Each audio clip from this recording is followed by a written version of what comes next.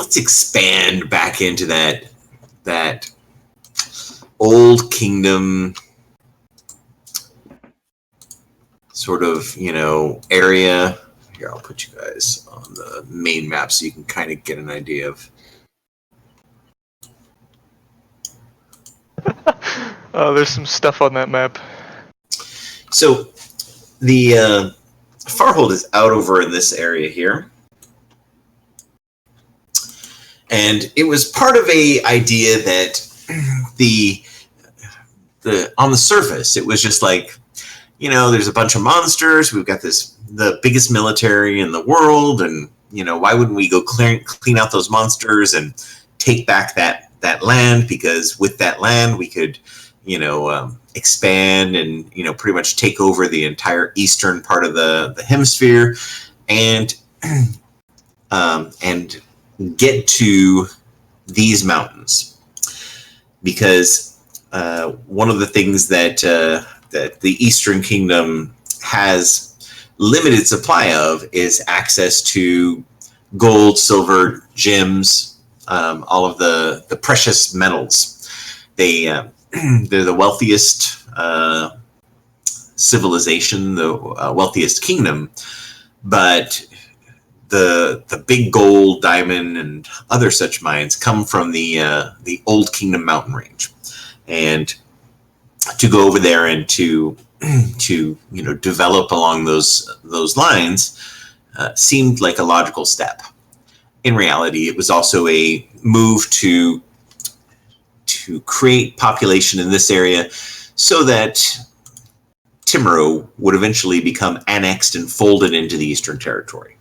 If they were able to kind of, claim everything inside of that little blue area, then the next step would have been take Timurow. You would get the access to all of this, the wealth of Timurow. Timurow didn't have a military that could really stand against the Eastern Territory, and it would have been this quiet sort of like Hong Kong with Chinese mainland. Step by step, China is like a boa constrictor that is going to eventually crush that little independent section right back into its own fold. And so to that end, they created a route. This is pre-City of Night. And they started to push out through the Old Kingdom. They set up towers and little, guard stations, and their engineers carved some roads, and they did, all this stuff to try and push through. And it was hard fought. The monsters would routinely attack, so it was a very military operation. And they put, a city here, and then a city here, a little town here, a little town there.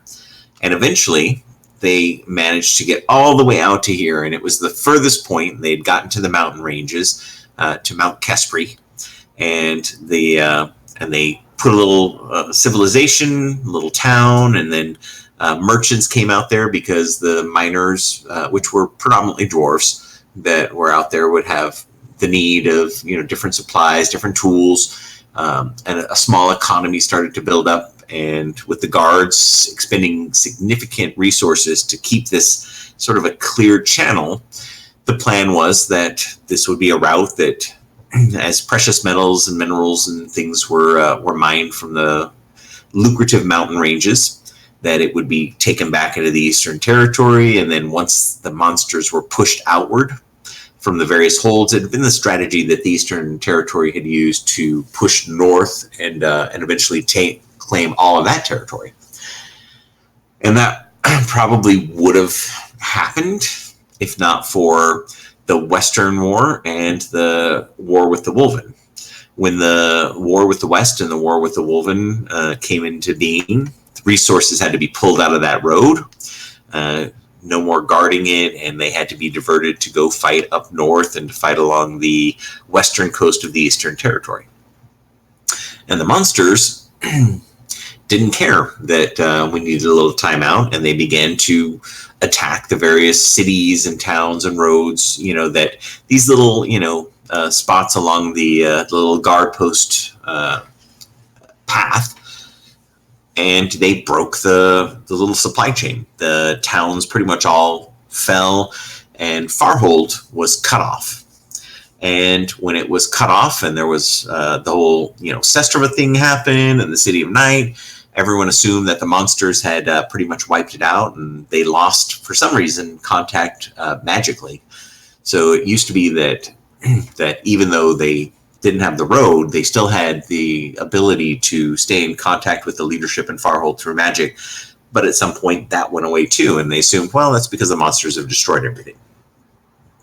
And so for a long time, nobody knew anything about this city that was out there that had grown fairly large. It was right next to a lake. There were, a number of little satellite towns that were all around it. Recently, however, it was discovered that Farhold had hung in there, that it had built up its own sort of economy. The dwarves had struck it rich with Kespri, and so there was, not that gold was really the necessary thing, but they had their own sort of economy and plenty of stores of gold and silvers and gems. They had defensible walls. They had ample food sources from both the lake and from some farming areas. They had everything that they could really kind of need.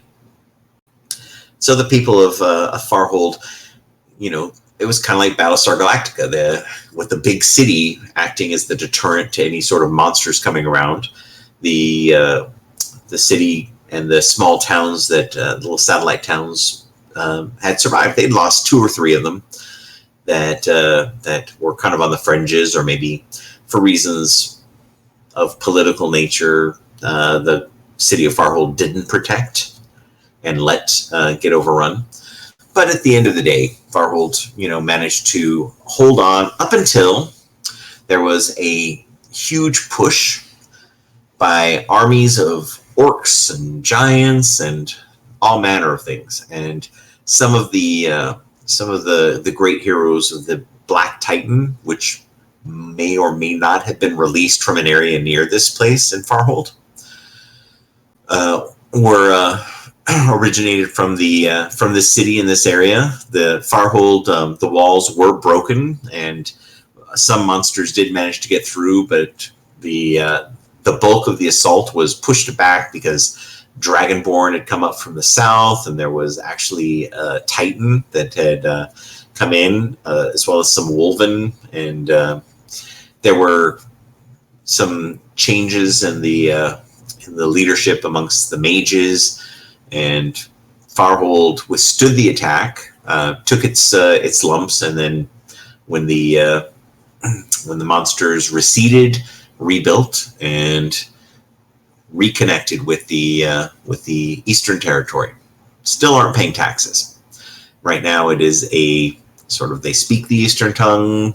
Everyone sort of understands that they are an Eastern city, but because of the time period and the autonomy that Farhold had managed to achieve, it has not folded back into the Eastern Territory, so it is sort of a little outpost in the middle of nowhere. So that is now a fascinating thing for people who are researchers, and the back in the day when book merchants came out here, some original editions of books that were valuable or interesting might have been here. This place escaped the whole Sestrava vampire scourge, escaped a lot of the cataclysmic events of the Eastern Territory. And so researchers have come out here seeing things like, how did the dialect change? How did what is the difference in how the architecture is? It's a place that now has Mystic Circle transportation, so people can go there. And Starsky, you have been hired to go because this is they don't have any extradition agreements. So when people are in trouble with the Eastern Territory and they don't think that they would be really safe in the world of the Lopan, which is also a place that people would go if they needed to kind of get outside the reach of Eastern Territory. Farhold has become a nice alternative because you can vanish into some of the smaller towns on the outskirts, and you can pretty much vanish into the interior of the city. The river is pretty disgusting as it goes through there because it serves as some runoff from coal smear, which and other pollutants. Right around here, it gets to the point where it is a really nasty chunk of river, and then it flows into the actual harbor or into the lake, and there is just sort of a plume of garbage and disgust, but the rest of the area is pretty beautiful. You are in the Robin's Cadence. There is it's a nice small local establishment that is frequented by some people who are famous. Every now and again, there's performances by an older woman from from an area like this lands south winds named Miss Toofy. She'll come and do various songs there. She's lost her. She's a bard that's kind of lost her real. She's no longer belting out like Aretha Franklin, but it's much more kind of charismatic sort of storytelling. Let's go into some. In the day she was really a very prominent performer, but she's older now. She's like in her late 80s, early 90s, in good health for someone of that age, but in a medieval world, that's like old.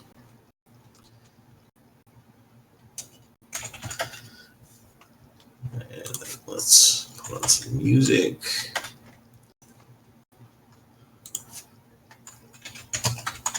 Go away, June.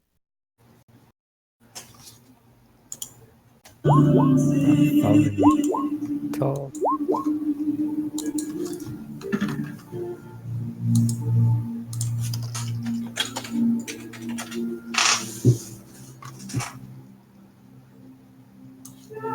This is what she looks like now. But in the day, she was much more of a... Time can be cruel. Yeah. I remember that. So as you're pursuing an individual by the name of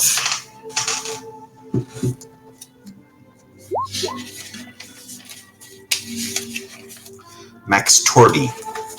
That's two names, but it's usually said in individual, sort of as like a singular. Max Torby is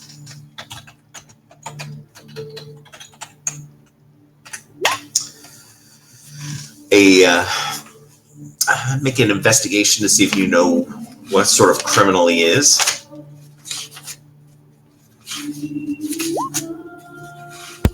Would I get anything that helps me with that?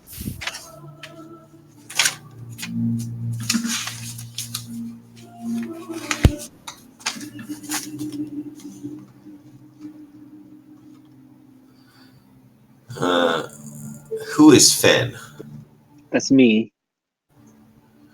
And did you actually say you had a new token now?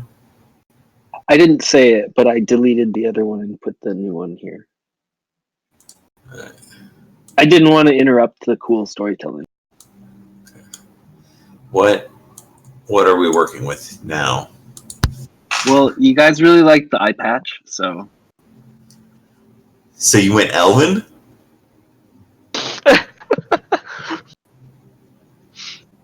Yeah, I guess. Ryan, that's your girlfriend. Okay. She looks really young. I don't She's a bit care. myopic.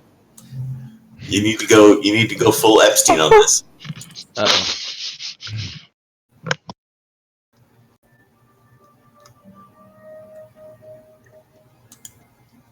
This is a role-playing stretch for you. That'd be a little weird. Oh, Kieran.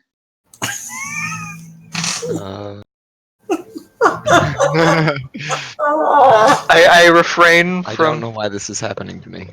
I don't know. The Again. two of us could be a thing. Well, he's like, why does this keep happening to me again? That and was- again and That again?" was disturbingly realistic. I don't seem to have control over my token, Venter. That's deliberate. You don't. I'm wild enough for Kieran and Edwin. Oh, you know. Alright, never mind. I take it all back. Actually, you know what? Fuck it. I'm a wild magic sorcerer. I'm wild as fuck. Alright. See what you've done, Mana? Alright. What is your character's name, Alex? David LaSoul. David the Soul. Isn't he the dude who played the one doctor in ER? Black guy.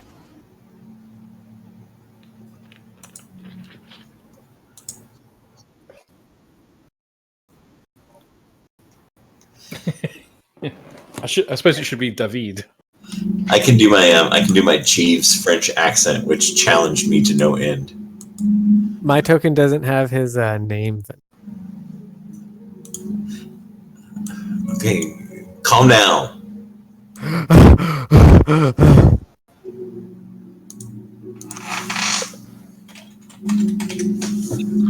His name is Elf.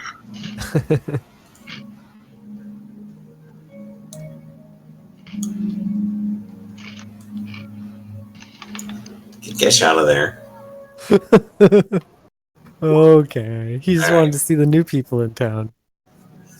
He I thought Gesh wasn't personally here. greets everyone. We might have come back already. He The comes and guest visits. reader? Yeah. Was he welcome guest? to Farhold. Enjoy your stay. Oh, that's nice. They used to toll us a coin when he came in. There's the horse that hands you a flower when you come in. And a Boston kills sign it's dodging. saying rhinos are murder. It's also dodging. So Bossing wonders why it keeps coming back after he kills it. So Max Torby is an individual who looks like this, and your little group of individuals. Finn, you believe that you know that Max Torby is he's sort of like a Snowden, in that he gave away information that was sensitive to the battle between the Wolven and the humans. He was funneling information to the Wolven about different things that he was also leaking information about arrangements that were occurring between Lopan and the Eastern Territory that were embarrassing and also a little bit salacious. And so Max Torby looks like this. Go with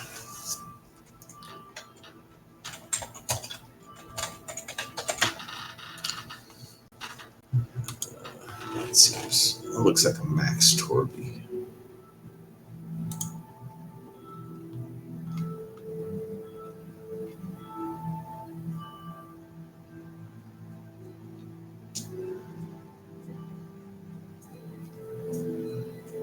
All right.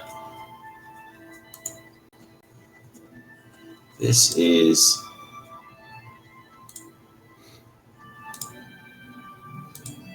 as close as you can get to a image of him. I don't think we've ever got to do a character's like backstory in session form. It's pretty cool.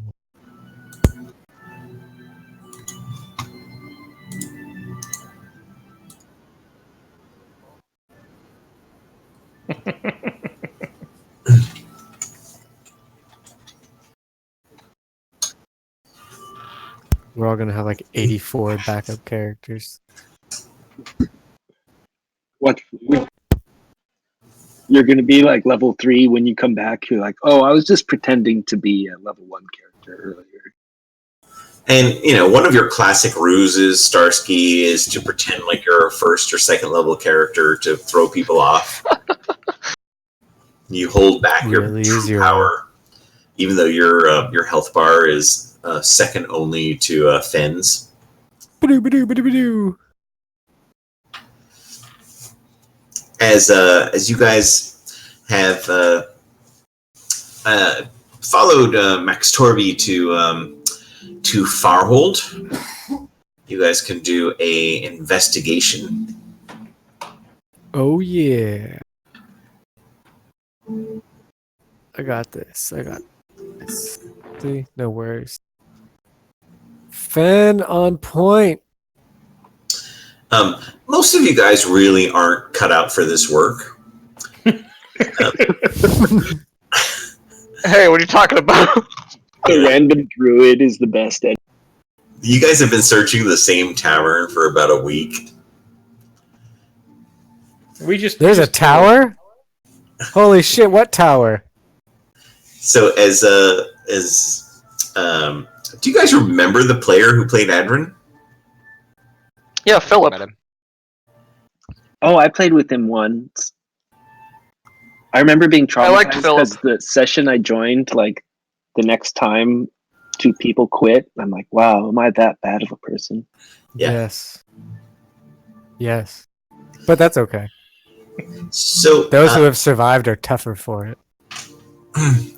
So as the rest of you guys are just not finding anything, the Finn, you using your womanly wiles, but not in a way that would compromise your deep love and relationship with what's your character's name, Ryan?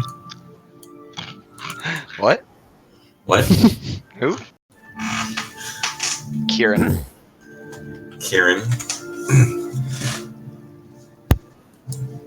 I assume you guys have purity rings. Not around his finger. My eye may wander, but my heart belongs to Kieran. Let the record show that I did not sign up for any of this. The only Strange reason girl she's found me here, in a she forest. is stalking Kieran. I think she oh shoot, what's the term called with like birds? When they like Imprinted? Justine? Yeah, I think that Fenn imprinted with me while I was traveling. I'm When sorry, she- Ryan. So I'm sorry, Ryan. I'm Perfect, how are seeing you? Kieran. I just see Kira N, and all I can think of is Kira Knightley. You two sickened me. So as you guys are searching around, Finn, you discover that Max Torby has requested sanctuary and has requested sanctuary within a church of Belmar. Uh-oh. And there is, if you want to make religion rolls, We've already established we're really smart, so we've got this one. Booyah.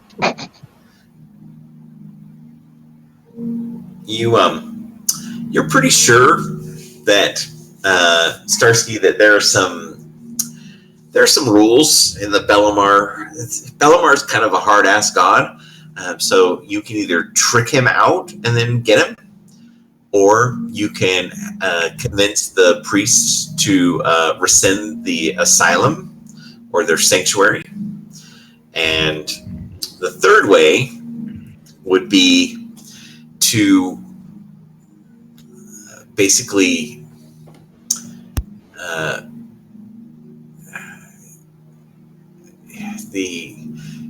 the nicest way of describing it would be murder everyone and take him.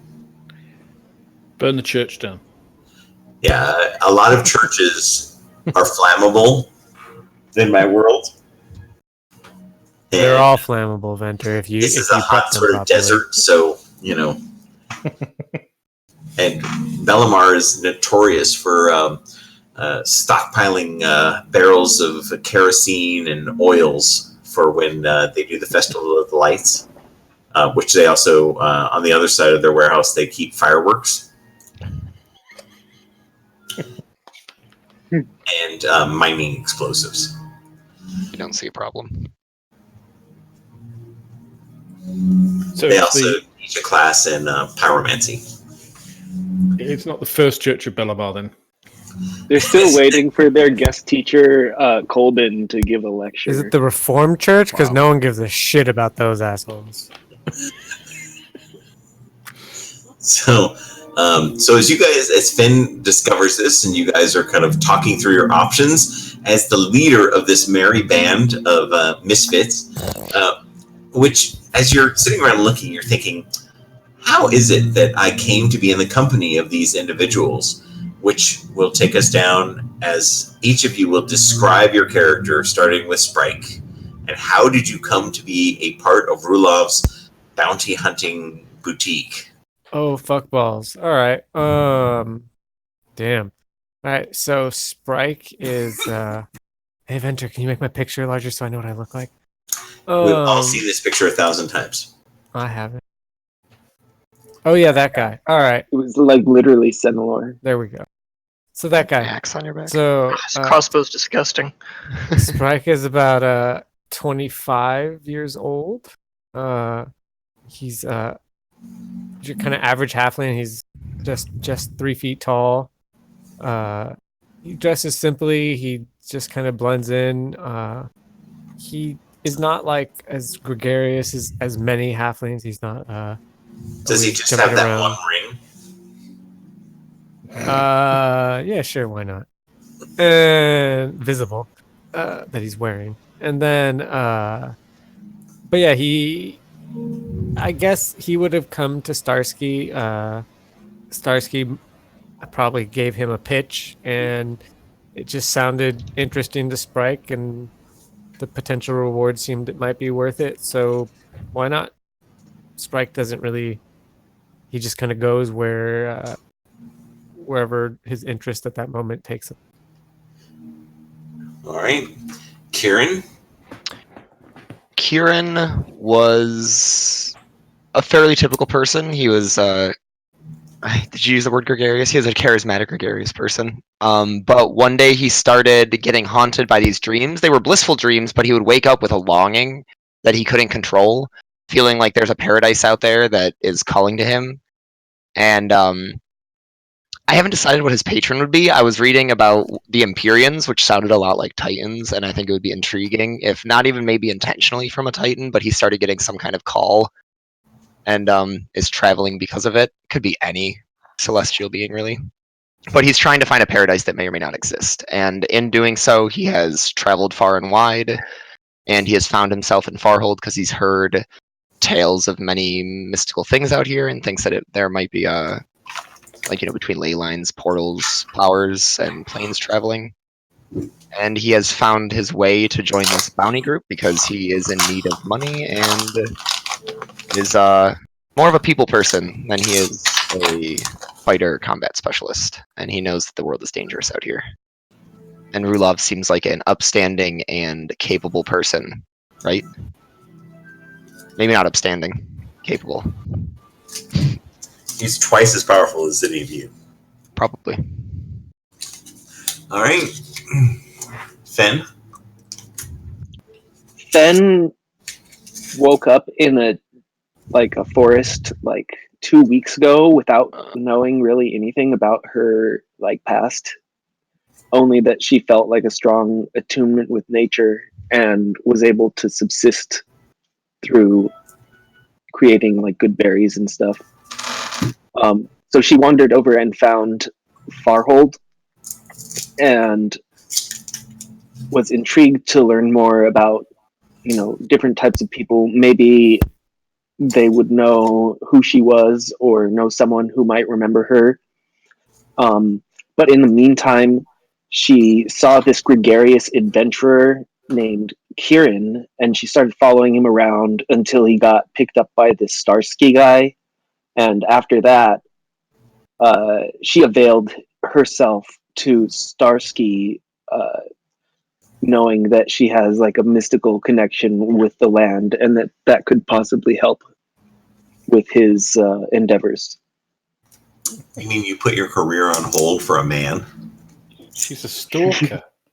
Well, I lost a lot I of called it. I called it. I said stalker like 10 If you ever minutes ago. if you ever see the cat with the eye patch, you know he's stalking you again.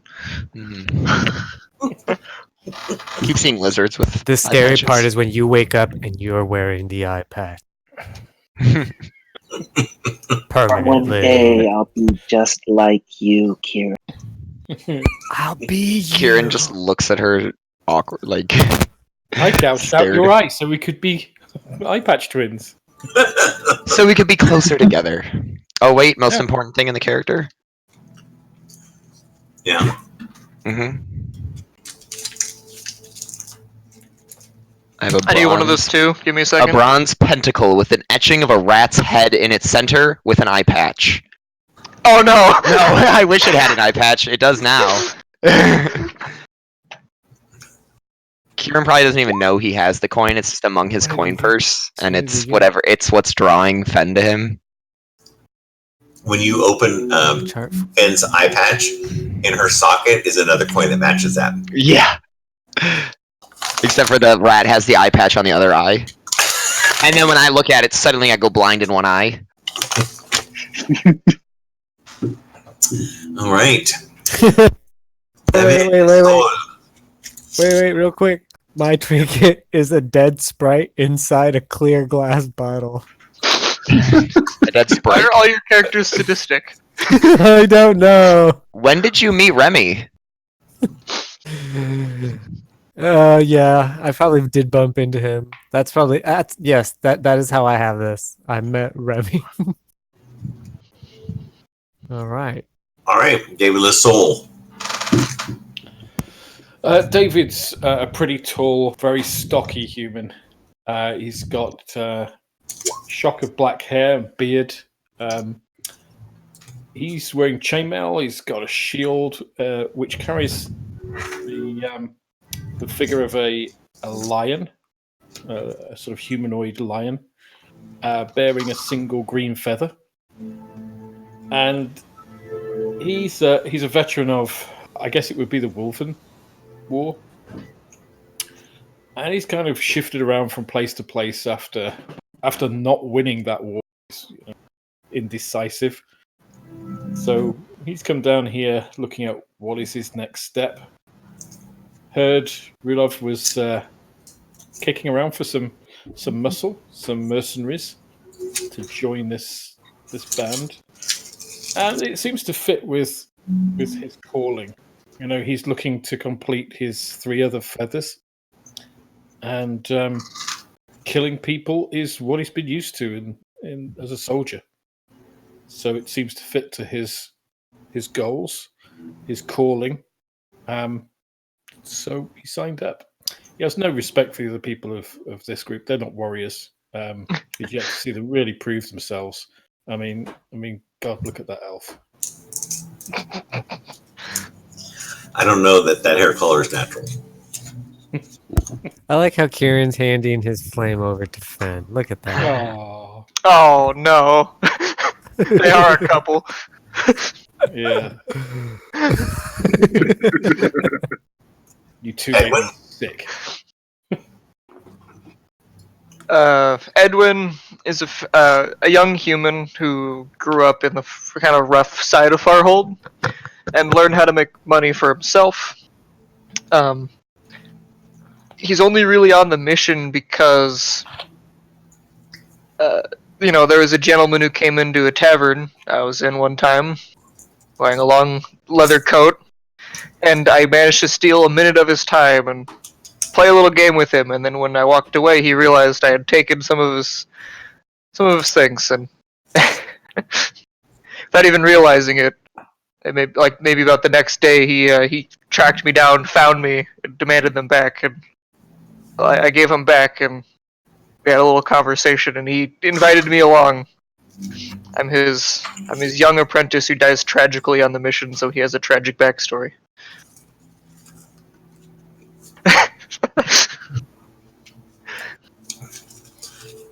All right. So Starsky, that's your team. Yep. That is what you are working with. Congratulations. So, your first big choice is Are you gonna fire us? So I was gonna say make us all reroll. go in and take the guy, go negotiate with the church, or trick this guy outside of the land grounds of the church and snag him. Which way are you going?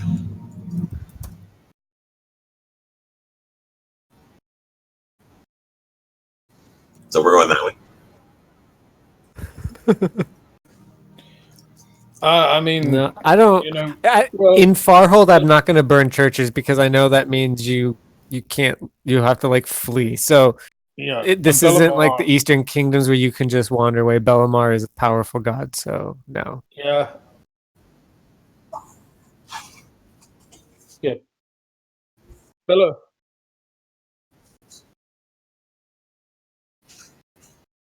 You might have just paid for it. Oh, well. I think, though, Starsky, they gave him Sanctuary because Bellamar is a pussy. Now, he makes good weapons, but we just need to go and talk to them and explain. Now hold on, what's Kieran. wrong. Wait, that's not you. You're fucking David.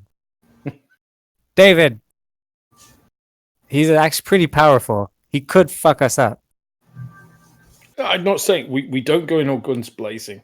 You have to respect the church, even if it's the wrong one. They do some good. They do some good work. They're just pussies. Let's convince him. Let's trick him. Convince him to come out, and then once he's out of their protection, we can just do whatever we want to. Yeah, then we beat the shit out of him. I can just put an arrow as soon as he steps foot off out of their property, right through his throat. Wow, is he worth more?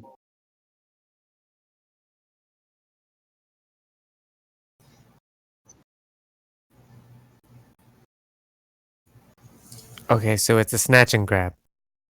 So you've decided this bounty is going to be dead body.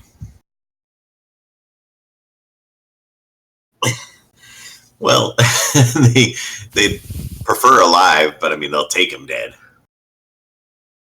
I mean, Okay, Yeah, how about we wanna attempt find the out. snatch and grab? Who his contacts I are, could who try else might be involved. I mean, there's things that he could tell them that that may be of value.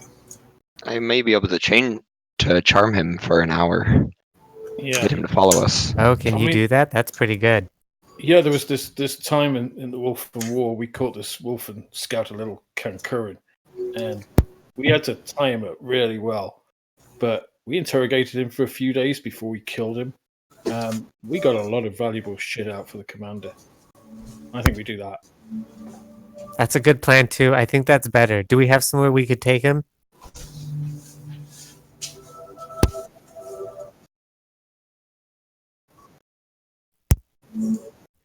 No. We need some. We can't take him to the inn or an alley. We need like. Is there maybe like somewhere outside of town we could, or even a place in town secluded we could like rent for a week or two, rent out, make it look like we're Maybe Doing like something. a warehouse, yeah. small storehouse or something. Now, I'm not so sure about you, but I'm doing this job for coin because currently I'm a little light in the pocket. And you hear what sounds like a few coins jingle when he shakes a very deflated coin purse. I know a place out in the woods. Maybe Kieran and I could check it out to make sure it's safe. Yeah, you two go into the woods together. We could get the work done. Well, at least we won't have you fawning over each other. Makes me sick.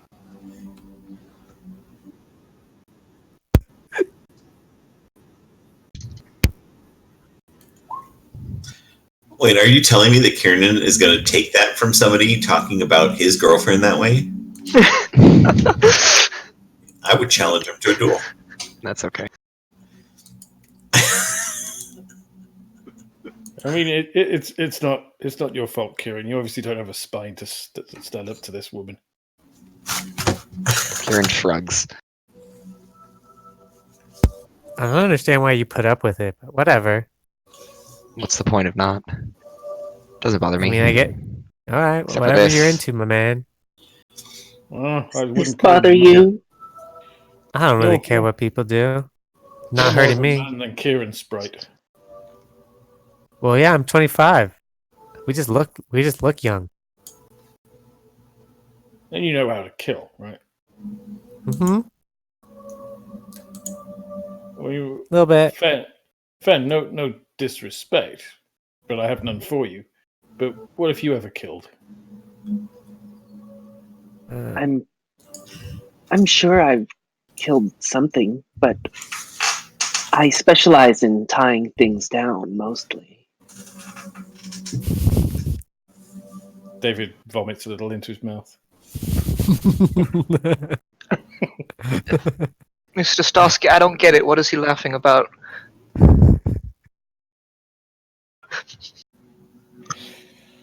So, Commander Starsky, what are we doing?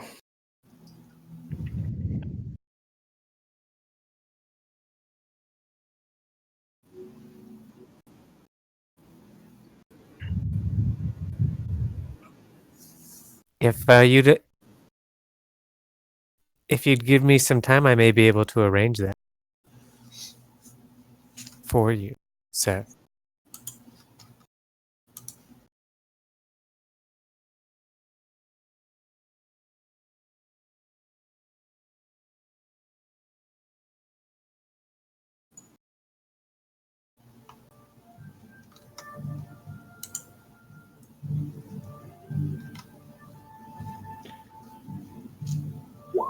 So do we have a plan? I just whispered you something, Inventor. Sure.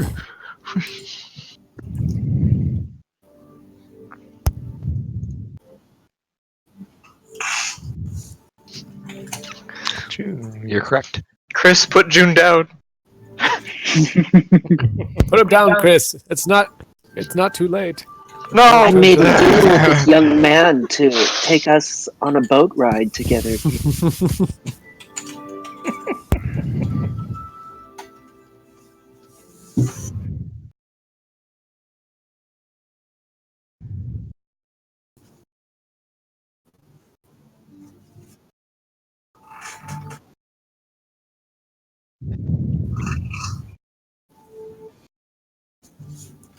Wait, this snake has been selling information, right?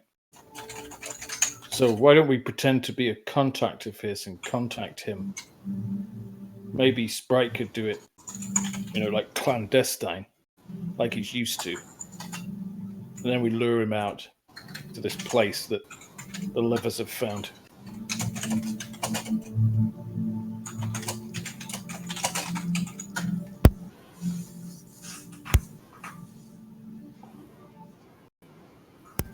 Well, so I have some news for you guys.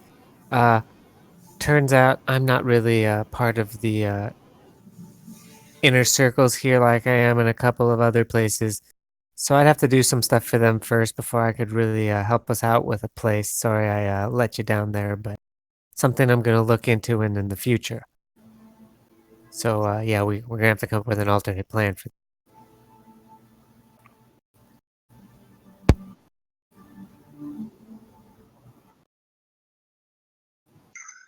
my bad.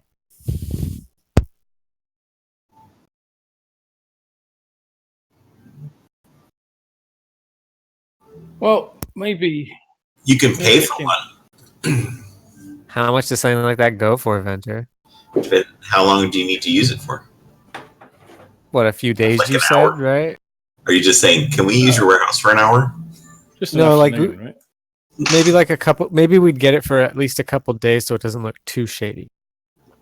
No, just have the lovers go and say, "Oh, could we use your warehouse for an afternoon?" And they'll assume it's them just being sick with each other. It is actually not as uncommon as you would think for merchants to come and say, you know what, we're going to be doing some shopping here. Then we're got a caravan getting ready. We need for 2 or 3 days to store the stuff. So that actually is not a difficult thing to do to get a warehouse. You just have to pay for it. How much does that go for? We don't need much because we're just talking about bringing a dude and like beating the shit out of him for a few days. So it doesn't. It's more about being where we won't be overheard. So the minimum space, well, if you're going to try and find a place where you're not going to be overheard, then you're going to need the bigger stuff. Mm-hmm. The minimum space is a 10 by 10. Mm-hmm. And per day, they would charge a total of, well, if you want one that has security where, people aren't going to mess with your stuff, which is the norm, you're going to be paying about 5 copper pieces a day. If you are going to go someplace like out here where there's not going to be a security guard and, it's like you defend it yourself, you can get it for, 2 copper a day to, even down to 1 copper a day if you're not too particular about like sharing space. They have a communal warehouse where definitely not. All of you guys would just go in there and have your own little partitioned off area. Terrible. No, I should do that. So if you want something that's nice and out of the way and quiet, you think it's for a couple days, you're going to need to shell out a gold piece. I just look at Starsky. What do you Give think, that gold boss? piece. Can you fuck Edwin that, boss? slides a gold piece into Starsky's hand. Holy shit.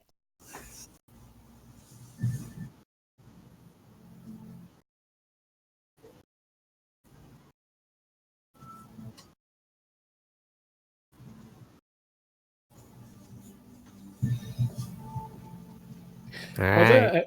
there any more ex-vets in this place that we've come across, Venter? Not of the Wolven Wars, but they're vets of you can see the walls where, like, certain areas up here and certain areas down here. Gush defended these walls. Pretty new. Back. You did it, damn it. I did it in the fucking card game. No, I'm just wondering if where would these warehouses, the decent ones, be, Venter? So typically in the merchants district, so this is kind of the nice homes here. This is the compound for the magistrate and, sort of the bureaucracy. The churches are sort of, spread out here. This is kind of the big, Church of Light. Your Church of Bellamar is actually closer to the mountain up in the Kespri area and is right over in here. Oof. So if you're looking for like the town bazaar, there is a little bazaar right here. So right in this area is where you're going to find that kind of stuff where they, get their shipments in, they come right through the door, get it all geared up and ready. And sorry, where was the Church of Bellamar? I didn't see you ping. Church of Bellamar is right here. Right. Then we would then have to get all the way over here. That's a lot. And right past the magistrate. Yeah. You could go over the bridge. There's also a gate right here, which leads out to the city of Beeswat. Or town of Beeswat. I know. It's been a while since we've heard that. There are some storage facilities right out in here, but they're not the nice ones. We don't need nice, right? But that would be easier as far as getting it out, right? Yeah, we just need somewhere we can knock a few of his teeth out. Also, a thought is I can charm him, but he's just going to think of me as a friend. Maybe if we think of something that I could try and lure him to, if it's in a nicer area, it might be easier. Perhaps like we're taking him to, I don't know what kind of business he's in, but maybe some business opportunity in B SWAT, and then we just, fuck the shit out of him when he gets out of the side of the walls. You know what I'm saying? Perhaps we can find out what his business is and offer him something that he wouldn't be able to It was do. information, wasn't it? His Right. Just business offer him is a Fen. snake. She's probably He's a down traitor. for that. He sold information. So offer him more fucking money or something. Tell him there's someone who wants to talk to him. Make some shit up. Well, someone like Yeah. him sounds like information would be the way. Yeah, we just need to Yeah. present it as though we're some sort of sniveling dog that would deal with him. Any of you could do that. Kieran, by the way, is wearing like a golden trimmed white raven. It's a robe, but it's Someone's fucking pointing at me over and over radiant. again.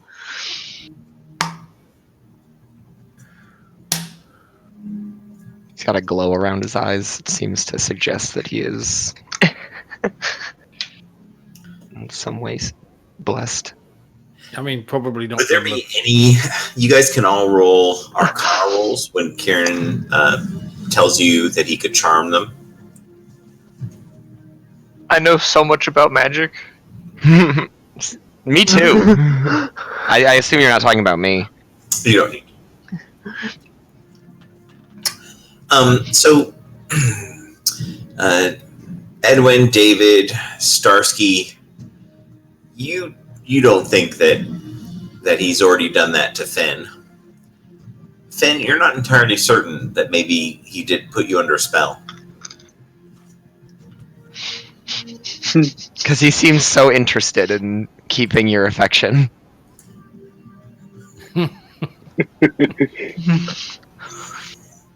Maybe these feelings for him are natural.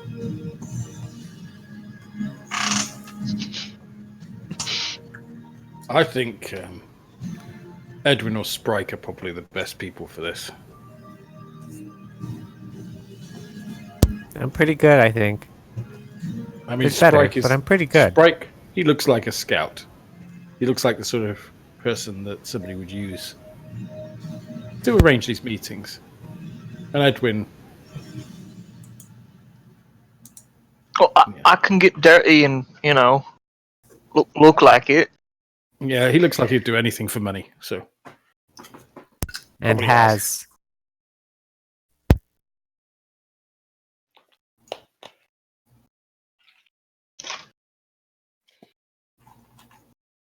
Preferably somewhat secluded. It will be a little obvious what I'm doing to everyone else that might be watching.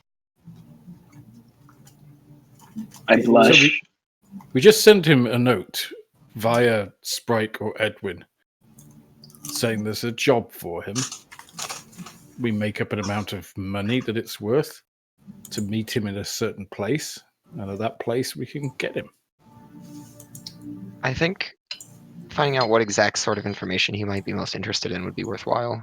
Because I think that if it's just any old offer, he'll probably avoid it, knowing that he has a bounty on his head. He seems to Well, be Fen, are taking you good? refuge, Are so you he good is at talking cautious. to people, Fen? I can be quite compelling, as Kieran Because knows. it might be good if Fen goes, because Look, he's a I've seen human, the wolf, and look how we know how they behave, right? Like, I've stared into the eyes of Wolfen as I've smashed in their skulls. uh-huh. You think that Fen It is seems anything Faximus that you're wasted. anybody would believe would associate with a Wolfen? A Wolfen would eat her. Oh, I guess that's true. I haven't really met a whole lot of Wolven. Or any, actually.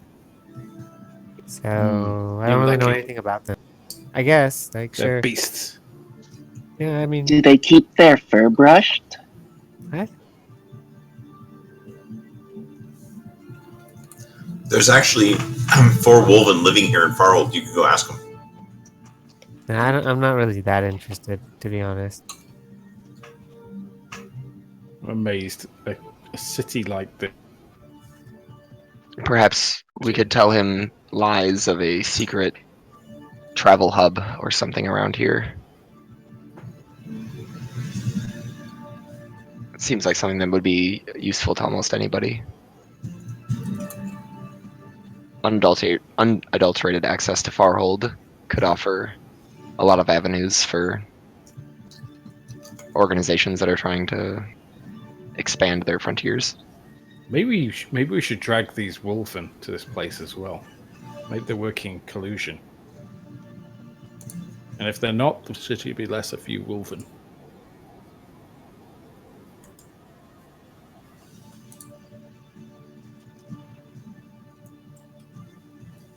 David shrugs.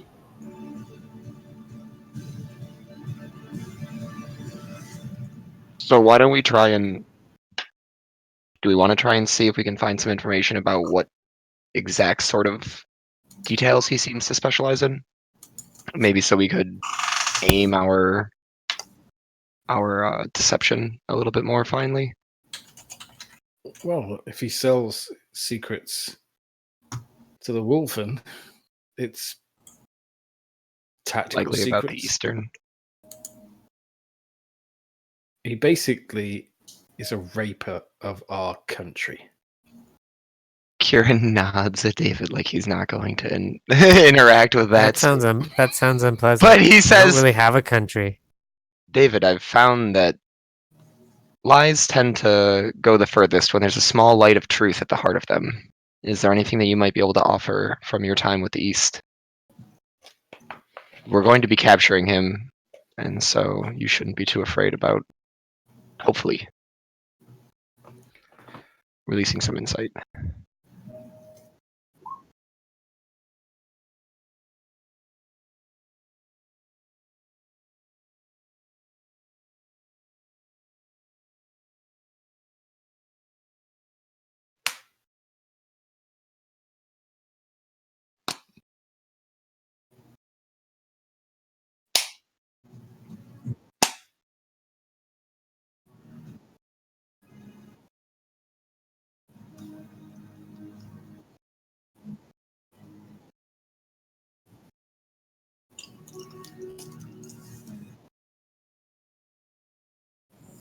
Years pass.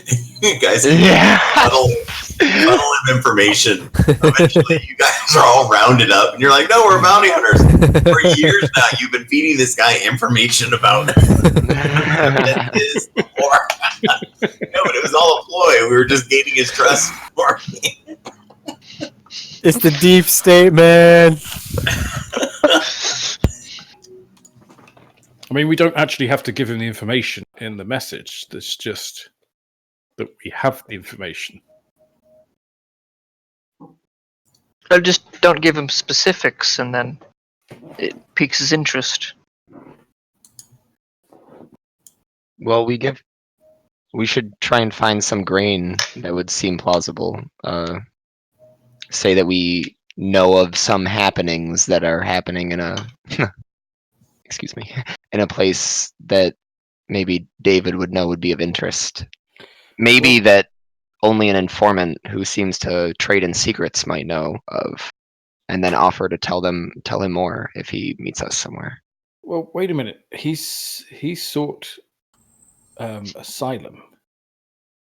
Why don't Right. we just send him a message that our Western contacts want to break you out and offer you safe passage for your valuable services?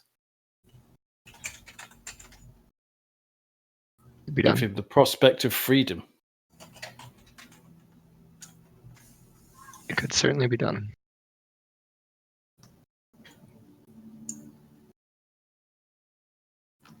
And then to sell it, we could tell him we have a plan to meet him, like at midnight or some bullshit, and we can get a wagon, and we can, make it look like we're gonna hide him, and we'll fucking hide him, and then we'll get him out of fucking town and beat the shit out of him.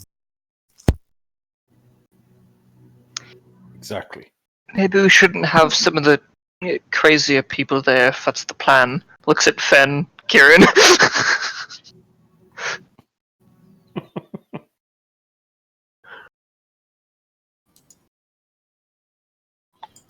Yeah, it's probably better to work as a team, anyways. Yeah, you're right. An army needs many pieces.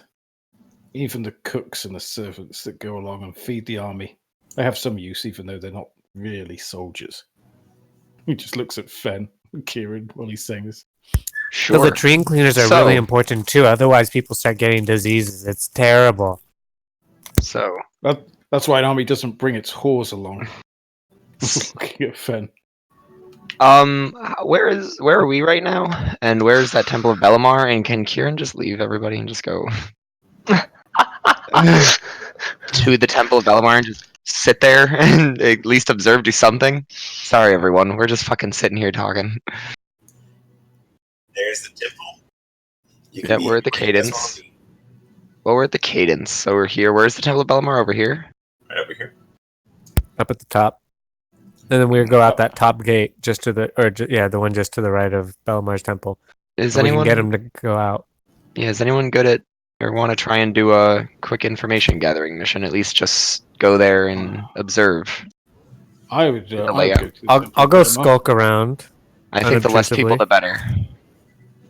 Yeah, For I'll this skulk around unobtrusively for this. I'm pretty good I at can be being- quiet, but it kind of like it's up to you if you want to have me along, Sprague. Come on, oh shit! Come on with me. Kieran is I looking could- over at David. Or well, wait, is David? David's not actually a dwarf, right? No. No. he's- Okay, sorry. You look a lot like you do look like a dwarf. You're just a little stocky. Yeah, he's a 5'10", 230-pound human. You're as tall as Kieran is, but you weigh almost 100 more pounds than him. Actually, he should weigh a little bit more.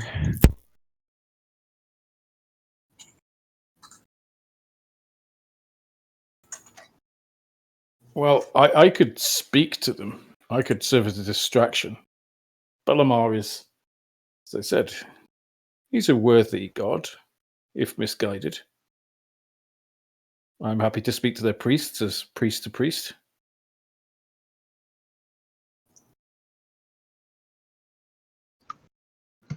And her, How intriguing. warrior god.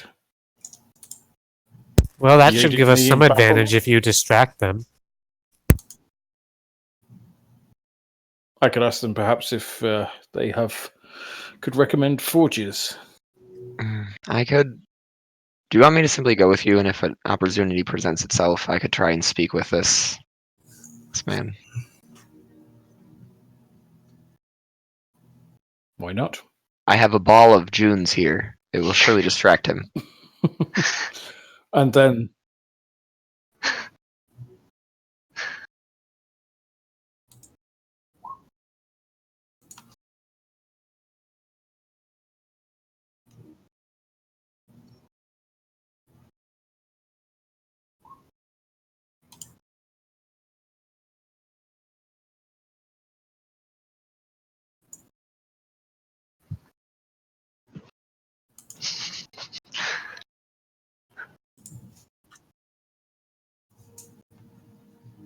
What information do? Well, does anyone know the tenants of Belamar? What would get this man's asylum rescinded? They're into like honor and stuff, and I think yeah, they're into like forging and metal and stuff like that. He's like, yeah, like he's one of the good ones, you know. well, they produce good arms. Their forges, and those who follow Belamar produce good weapons. But They have some pretty powerful Interesting. clerics around too. So about those tenants that he might be able to break to get excommunicated. No ideas. Shrug.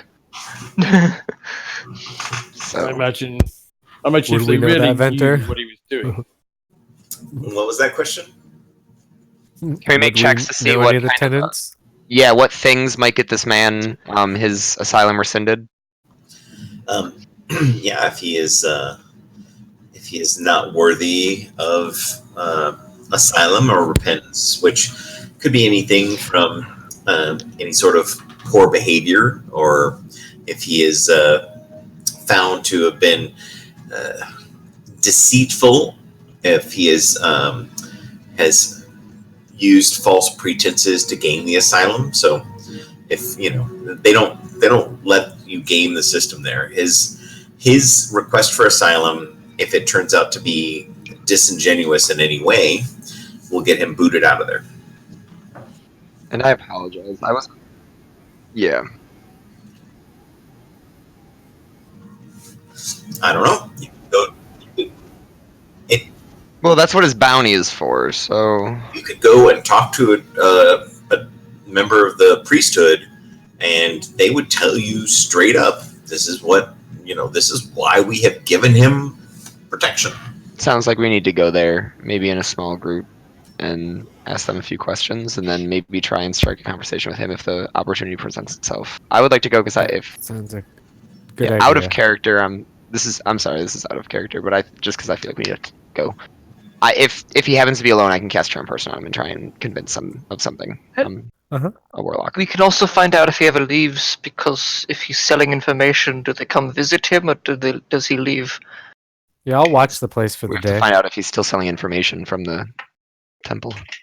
I don't need to go. I don't need to go talk to people. Do we That's know not how my long he's been in the shit. temple, Venter? He has been there for just about 3 weeks. Okay, Let's so go we to could the also temple. observe, but we should go to the temple for now and at least.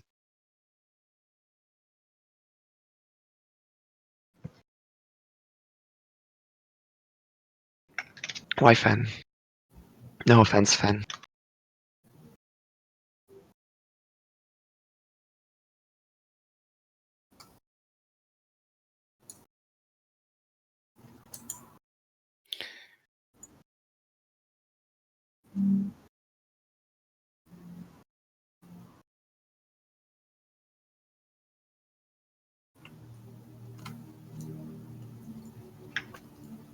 Sounds good to me. Whatever you want, boss. Do we have a plan?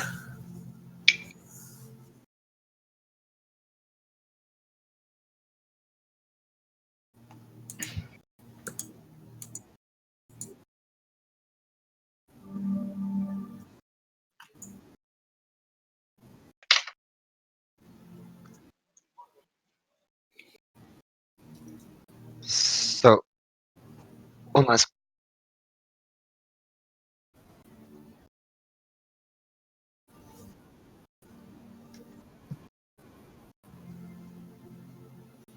Okay, I thought I understood what you guys were doing, but let me go back through and. I'm not sure I understood what we're doing. So.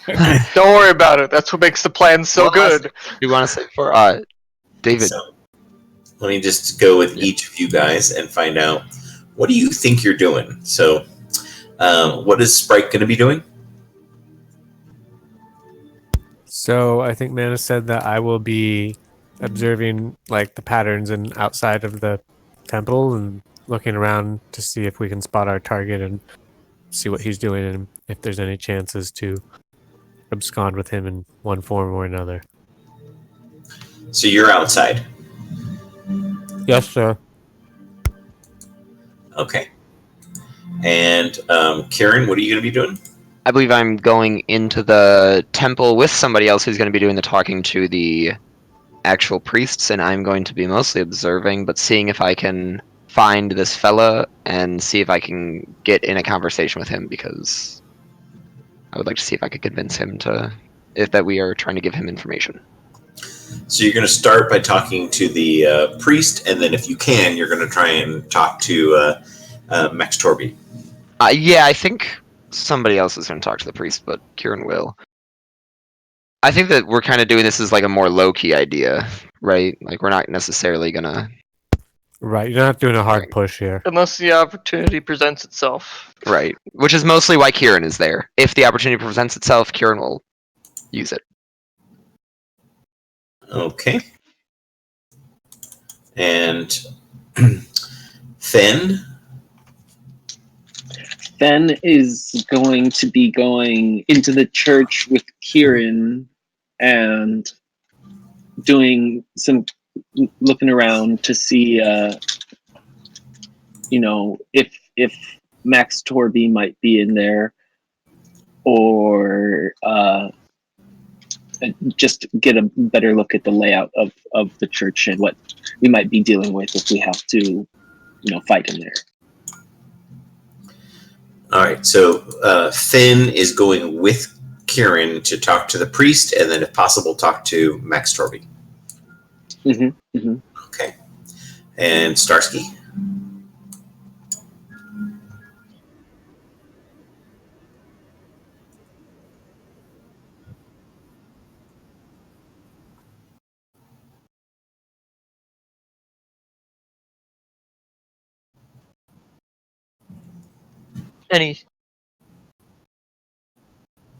Any secret back entrances?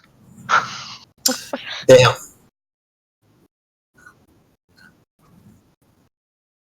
And where he might be still selling information or whatnot. Well, this is a beautiful church. They actually sell maps of it. If you want to buy a map. Alright, let's burn it. It's beautiful. All beautiful things must die. Kieran looks awkwardly around. All right, Edwin, what are you going to be doing? I believe I'm going in to just talk to some of the priests of David, see what we can learn. Make it seem unassuming. Yes. So David and Edwin are Fen to act more as a distraction to sort of tie up some of the priests in discussion. No. Oh, I put my rope away. All right. So, I'll put you guys on the map.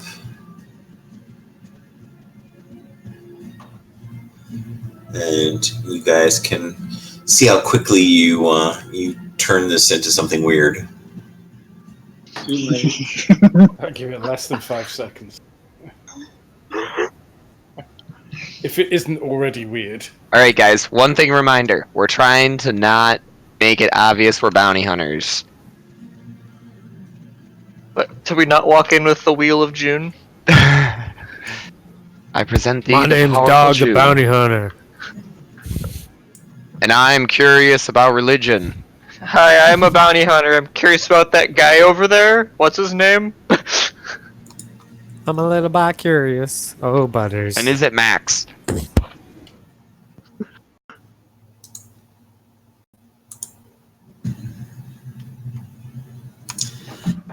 The Church of Bellamar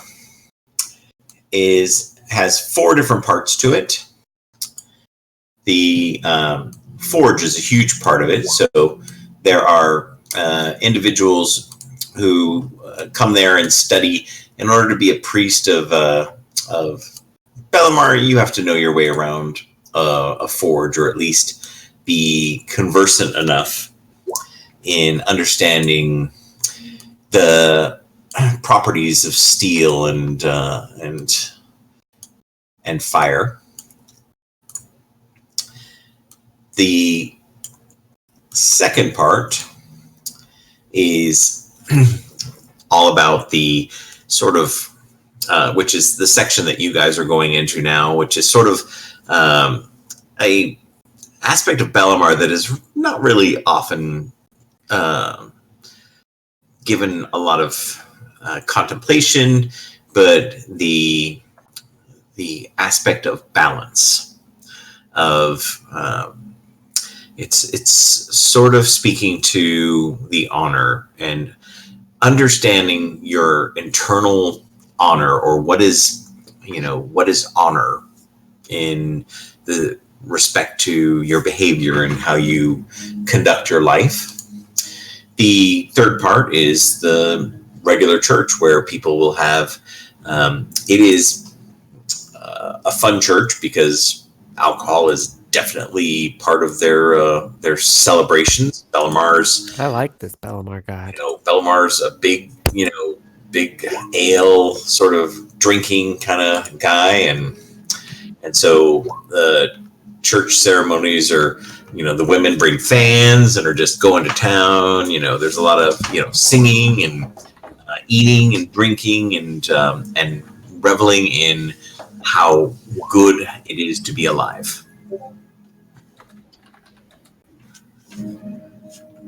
As you guys come in, there is you are greeted by. I put you all on the map, but I assume that some of you aren't in there. That is correct.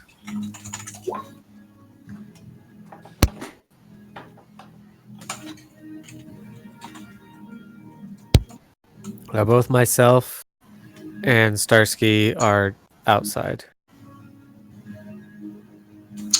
Father Krumtolg is the individual who comes to speak with you.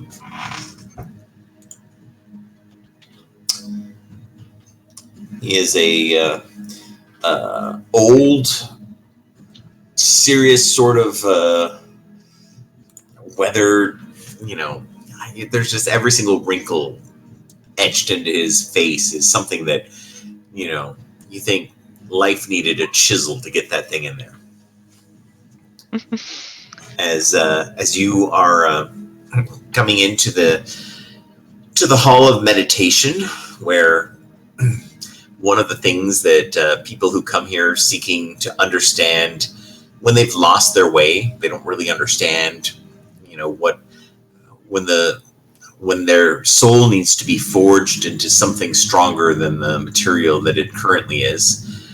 One of the things they have to do is they have to come in here and draw in the sand, and the stones are somehow enchanted that they pull sound and distraction, so that all that's left is your voice can be heard more clearly. The Father Krumtolg, what pretense did you say you guys wanted to speak to him under? I was gonna. Oh, Father Krumtolg, I was wondering if we could speak about a wedding ceremony between myself and my companion.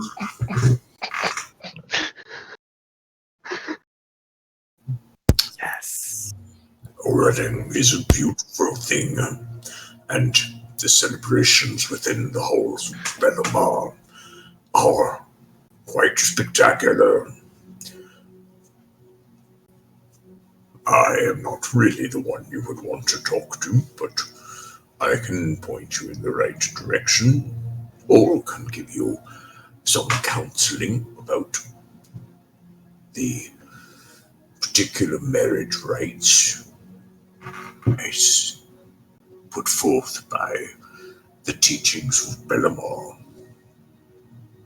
Are you worshippers of Bellamar? Well, I'm not particularly, but I've heard he's a very honorable god, and if he's honorable, then I would find no better place than here. Well, all the gods have a sort of honor about them, but you are right to recognize that Bellamar has a foundation that is stronger than steel.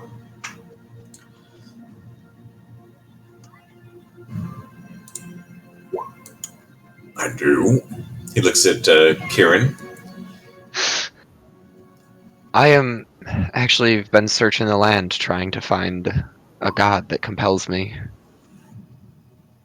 I could find no better temple to search out Bellamar's ways than this one. A god that compels you. Do you believe that it is a requisite to worship a god?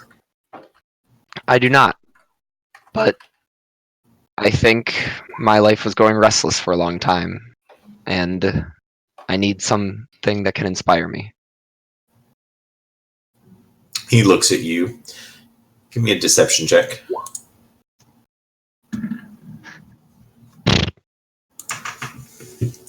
He's like half telling the truth.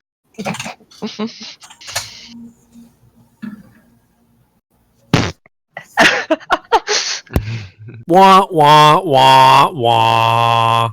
I see. Well, religion can provide a structure. Are you sure there's not some other reason that you've come here, to this church? May I talk to the other priest about the ceremonies? There's some things I'd like to know. Yes, of course.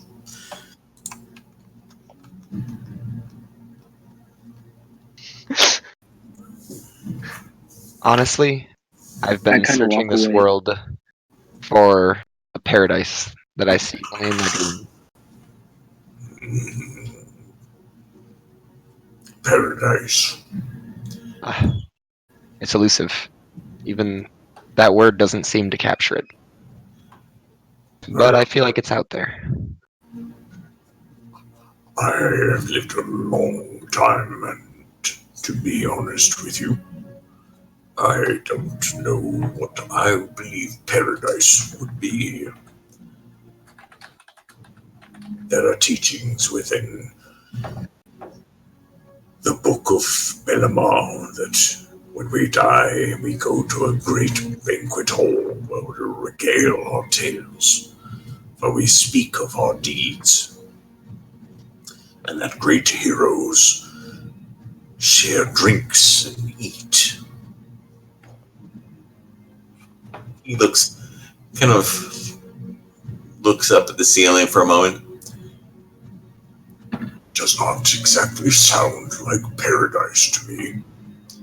It sounds like a lot of old dwarfs sitting around reliving the past over and over again. If I want paradise, I can go to any dwarven hall, and that would be what I would find. Sounds a little like indulgence to me. Oh, yes, of course. But in the teachings of Bellamar, it is a manner of a parable, a representation of the ultimate truth, which is there is no true paradise.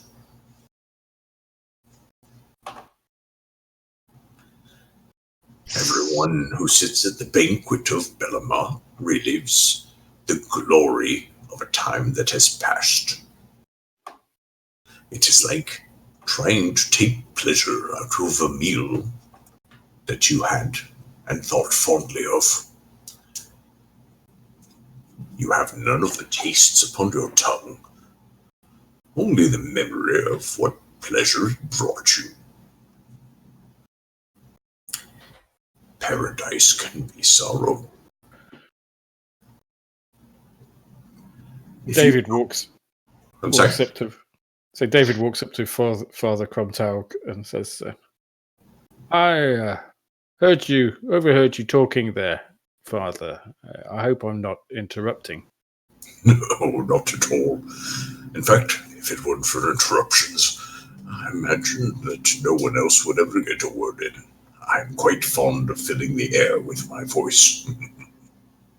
You said there's no true paradise, but surely Bellamar appreciates the paradise that could be found in vanquishing one's foes on the battlefield. After all, he produces excellent armor, weapons to do that.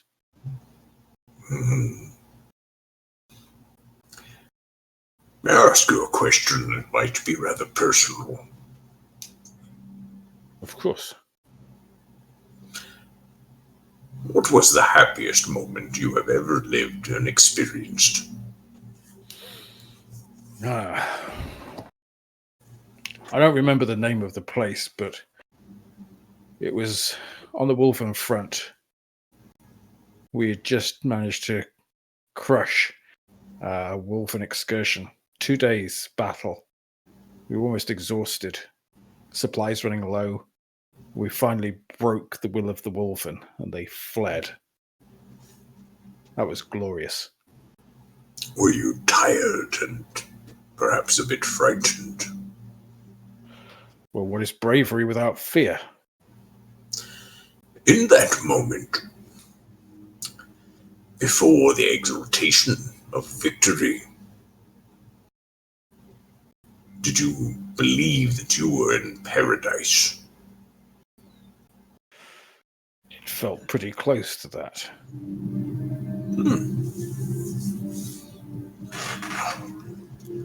He kind of starts walking this way. I have found myself in more than a few instances where battle was required. And in each of those cases, well, it is usually expected that a dwarf is never going to feel fear. I have to admit, I was terrified. Forces of death charging at you. You, the cleric, required to turn back the dead. Fear of failing those who depend on you. Fear of failing to do what is necessary.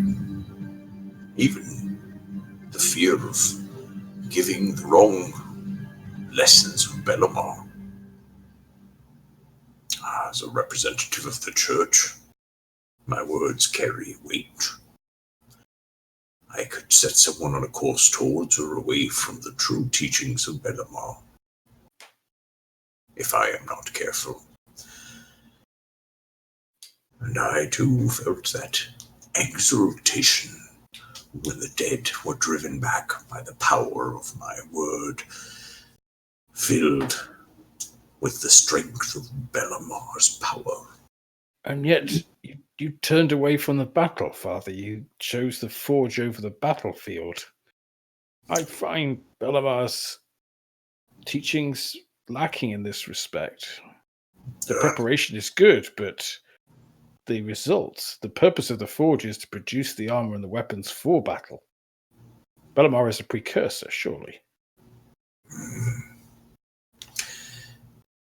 In every warrior's life, there comes a time when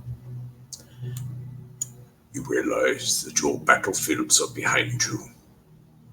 It's usually preceded by difficulty strapping your armor about your rather voluminous waist. When I no longer served the purpose of a warrior on the battlefield, I moved to the next stage of my life. A warrior for the soul. I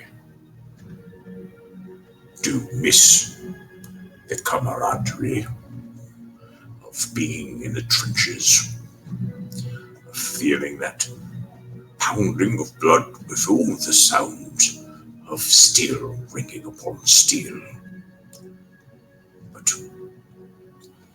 as much as my heart yearns for that exaltation, my body has decided that it is time for a different path.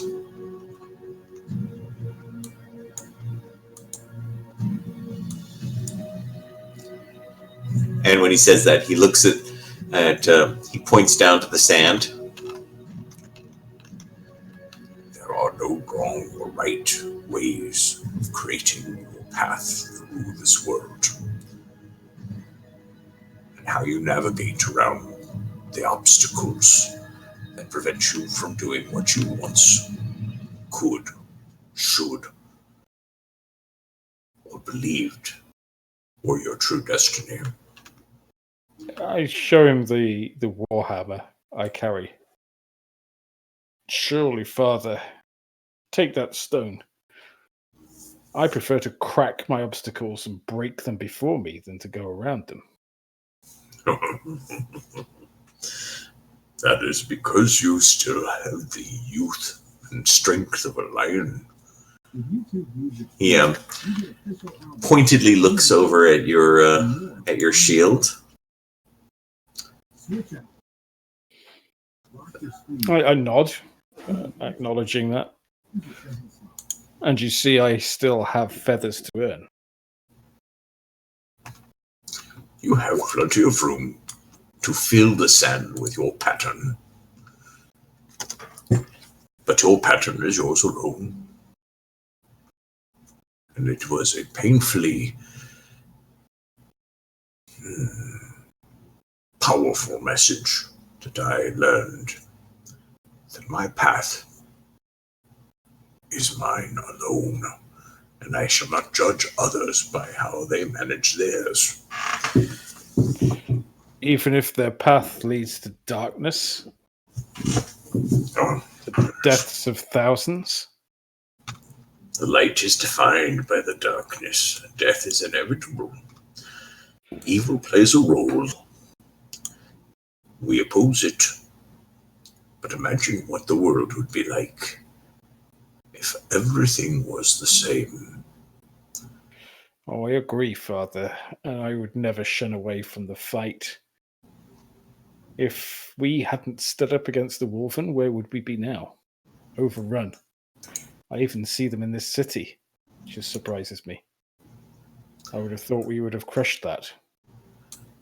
I've come to know a number of those Wolven.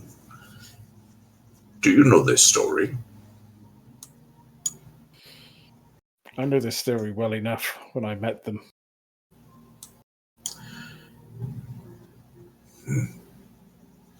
How many homes they destroyed? Atrocities in war. And no race is exempt from ugliness. That is why we as warriors exist, is it not? I would challenge you to use that strength, that courage of the lion that you proudly carry upon your shield, to listen to their story as if you were able to see them as something more than your enemy. You may come away with some deeper insights. And when they lie broken at my feet, I will. He points at the stone. The stones rarely move out of our way. And if you cannot change your course, you will find yourself hitting them. And that can be quite painful in many more ways than physical. I understand. The Forge has hardened your hatred for that species, and you have tempered your existence upon it. But at some point, the weapon is no longer the correct tool. You must lay down this sword at some point, or hammer, in your case, if only to give your arm a rest. The hammer can also be used to build as well as to kill. There you are. You already have the correct path inside of you. Of course, and I brandish the shield. Well, in that we disagree. But I respect your choice. So as you guys are having your little theological thing, Sprike, give me a investigation check. Oh, I'm top notch at this sort of thing. Oh, that's not bad. You see the number of entrances, so there's about 4 per building, so 12 total entrances, 13 if you count the small, quarters where they have the food. There's a little door off the kitchen that is where people go when they're going to bring out the trash or kind of take things outside that are in the world of rubbish. There are people that have a sort of menial roles in terms of cleaning garments. There's a lot of fabric stuff, so There are women that come in and do the laundry, and they seem to be a mixture. Usually older women that are just making a few coin. Maybe some of them are just doing it for the church, but laundresses that on the outside area, they have a little covered vat, and they wash the clothes in the water there, and then pound them, scrub them against the rocks and dry them out in the desert sun. So you've seen the way in and out. You don't see Max Torby coming outside. Kieran, after you and Finn left, where did you guys go? Or are you married now? Did you see my message, Banter? I did not. She looked over her shoulder. I do. See. I snuck down when he was distracted a while ago. Yeah, Kieran's the last one down, but he was just kind of gonna walk around and observe, kind of smile at people and wave, and just look like he's kind of, checking out the temple, like he's intrigued. Kieran, you are escorted out. Yeah. Okay. You can, you see a couple, and they look at you like you're a piece of shit. He seems confused. He's like, what's going on? So the man beats a woman. What? You're filth. What are you talking about? I haven't laid hands on... Force yourself upon a woman.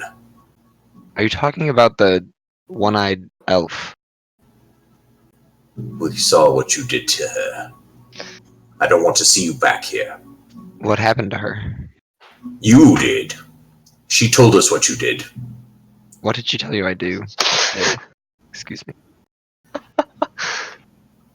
You tried to force her here to marry her. A delicate creature like that.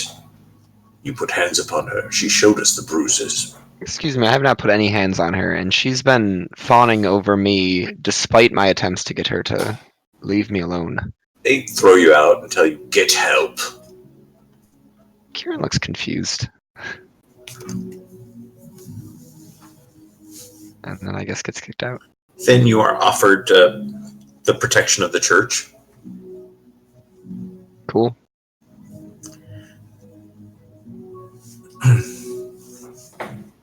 Is there like a special place back there where like there's Just other some asylums? quarters where one side the women go and the other side the men go, and you're taken over to the women's side, and a dwarven woman comes up and tells you, what I would have done is give it right back to him. Just, there's a spot where you can hit a man and they can't think of anything other than just the pain they're feeling. We're not powerless. We'll get you all set up. Don't feel like a victim anymore. You're amongst people who look after you. Thank you for your kindness. I was wondering, is there a mealtime sometime soon? I wasn't fed by that man. Well, we threw him out. He protested the entire way. They all do. There's a meal coming in 2 hours, but if you want, I can get you something before that if you're hungry, poor dear. No, not just yet. I can wait until then. But are there any other people I could talk to? This whole thing has shaken me so. Yeah, you can talk to me. She'll come in and sit down on the bed. Tell me everything. Do you go, is there someone else? Yeah, I would say. Like, I just need to. Can I talk to a man who's a little sketchy? They bring in David Lasole. I say I'll just wait till the meal time. All right. While Finn was taking care of Kieran, Uh, Edwin, what were you up to? I snuck down these stairs because that's what David told me to do. All right. The church doesn't really have any restricted areas. You go down there, and there is a small library where it has tomes of Bellamar and the teachings of Bellamar and the tales and sort of fables of the Northern Pantheon. All of the different there's drawings of Bellamar's armor, Bellamar's weapons, the depictions of Bellamar versus frost giants. And beyond that, it goes off into some private quarters, and there is another passage that leads over to either it's a sort of T intersection that would lead to the area where they have like the regular church, and then the other side would be the forging area. And nobody seems to bat an eye with you wandering around here. I get lost looking at some of the other. You might get some strange looks if you go into people's rooms, but in the main hallways, people seem to be fine. They nod and smile at you as they pass you. You know what? I've totally got this. After he gets lost in some of the pictures for a while, eventually he'll like stop someone and just kind of like, can I ask a question? Are you stopping someone who is a similar tourist? Because people come here to look at the stone garden. They come here. Oh, there's someone who works here. All right, so you find a young acolyte. That's the response. I was supposed to find an older man, short hair, whitish, kind of thick eyebrows, maybe he's tall. Anyone staying here like that? I couldn't find him walking around.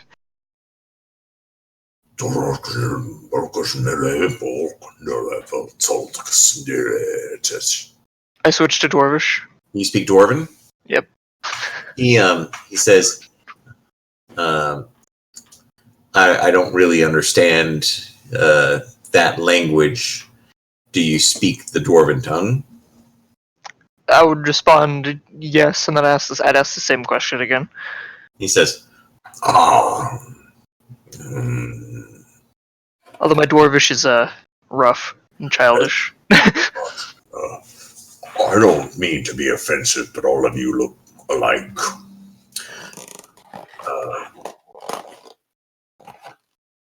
You may want to go to the meditation room. That's usually where people are at this time of day. Or at least most of the humans. Okay, I'll try that. Thank you. I'll give him a handshake. what's your strength? 10. He shakes your hand and then kind of looks at his hand and wipes it a bit, like your weakness might get on him. Turns and walks off. If people aren't asking questions about me, I'll just start looking around to see if I can figure out where he is in here. You find him. He's sitting in a room that sort of overlooks it's got a big window, and you can see Mount Kespri. He is sitting on dwarven furniture is notoriously uncomfortable, and he keeps shifting as he is writing something in a small journal. In wonderfully charming fashion, I'm just gonna walk up behind him. What's writing there?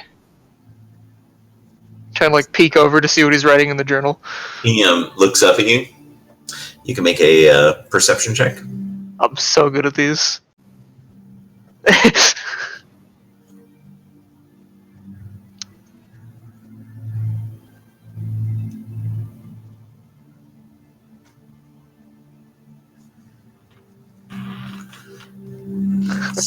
here.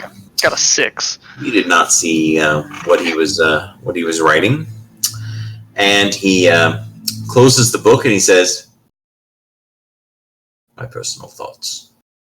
Excuse me. Gets up and walks away. Well, sir, actually, there was something I was trying to find you. He stops and slowly turns and looks at you a little bit more intently. You were trying to find me. There were some people gave me some coin and said to come find you here. They said they had something to talk to you about. What people? What did they look like?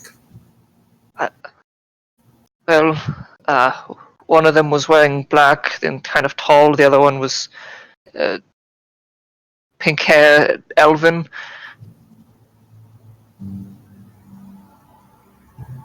How much money did he give you? 2 gold. They said it was important, so I came to come find you. I see. Well, congratulations on your windfall. He turns and walks quickly out of the room. What was the name of the bar across from the Robin's Kids? Can't remember. It's been so long. The Robin's Cadence 2. No, it was the one where Tristan was. Starbucks. Edwin would know. He's from Farhold, so I'd say that he's waiting. They're waiting for you. Like, if you want to talk to them, they'll be there. He doesn't say anything. You just see him disappear around a corner, walking at a brisk pace. Where if you follow him, you'll have to run. I'll try and follow him a little quiet to see where he goes. But all right, go ahead and give me an intelligence saving throw.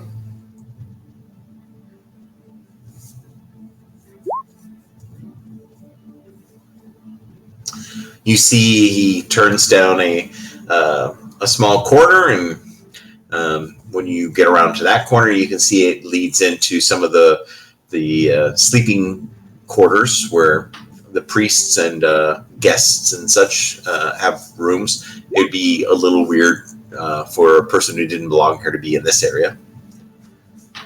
yeah, he's just going back.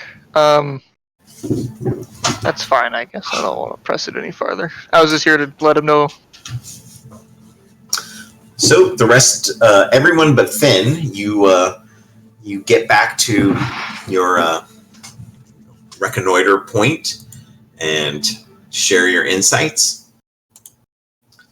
The siege of the Bellamar Church is going as planned. Well, we got a bit of information.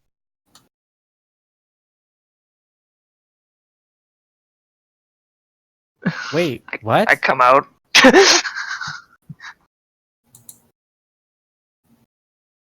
Can't charge in there. It's too well fortified.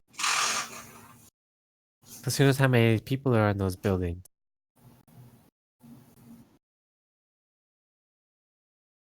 There's a back way through a kitchen that might be useful. Edwin walks out again. I found him. He's in there. I don't know how we're gonna get him out of there. Which building is he in? And can I point him from wherever I was able to find that stuff, have him figure out which building it is in? Yeah, this the structure is kind of. I'll do a crude drawing of it for you. Thank you. So there's the main church. There is the forge and the meditation area, or the stone gardens, and sort of the library, the sort of softer stuff. Right. Within those structures, the yellow are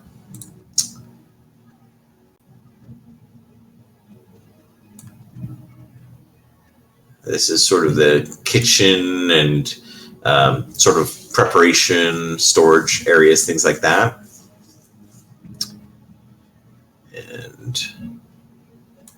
right over here would be the quarters and sort of the place where individuals, priests, and such are housed. And then right over in here would be the main priests. So the people of higher import. So he is going to be right in this area here.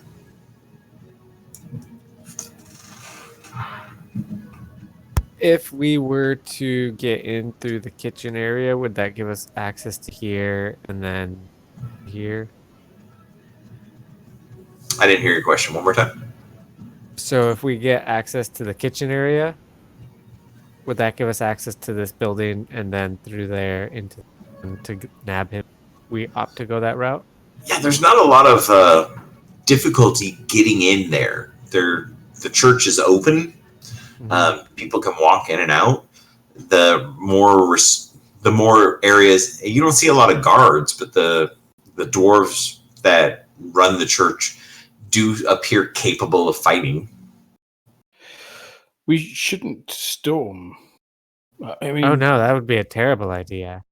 Belamar's church is open because he's a weak god, but they do good work. Father Kromtalg actually was a decent man, misguided, weak, old, but he was a warrior once. And I fear that if we upset them, we draw the ire of the guards, and getting out of the city would Well, then let's make sure we don't smack do the that. snake worm out, preferably of his own volition, drawn by his own greed.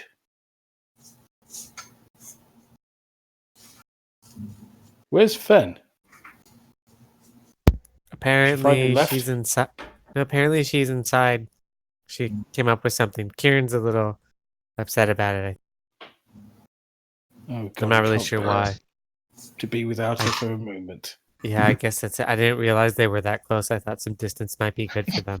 Kieran seems to like reassess that, and he nods and seems a little bit more cheery. He's pretty like flat faced pretty much all the time. He seems chronically indifferent. Maybe without that wench around, you could actually become more of a man, Kieran. Yeah.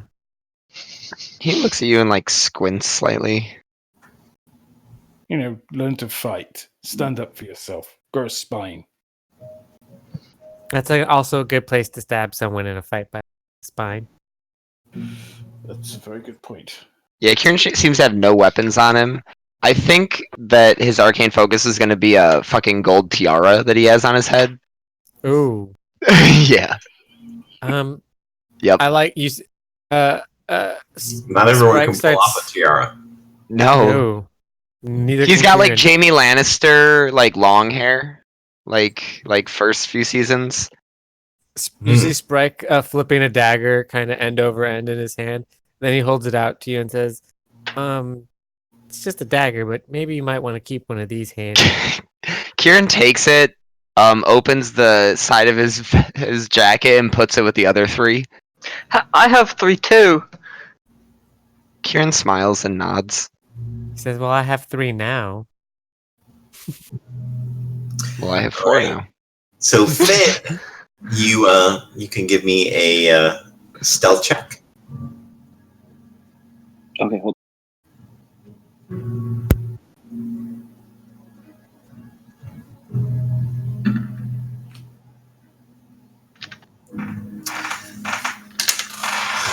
Alright.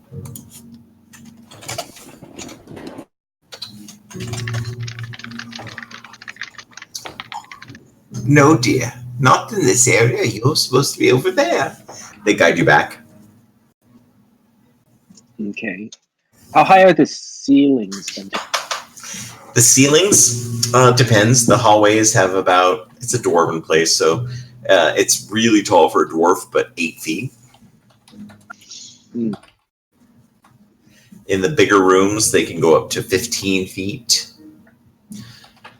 And in the main sort of like the sand, stone garden, it's like 30 feet with pillars. Dwarves can't even see the ceiling. Mm-hmm. All right. Let's see. I guess I'll wait in my chamber for a little bit more. I'm gonna try and think of another plan. Quick. All right. So you go get something to eat. Mm-hmm. All right. You see him there when you go get something to eat. I say hello to him. He looks at your hair and gets up and walks out of the room.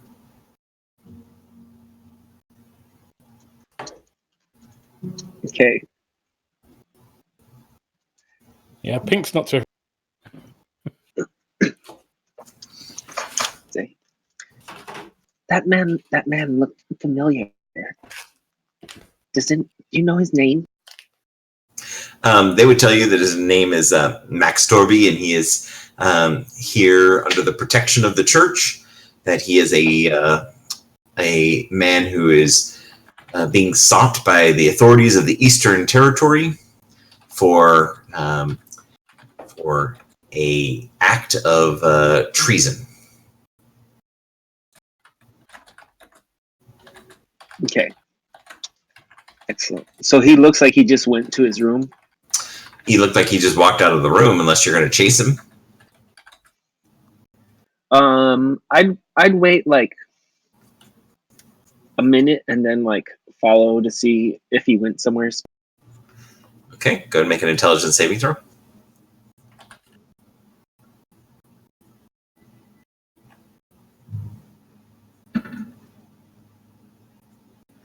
You see that he went to a room and closed the door.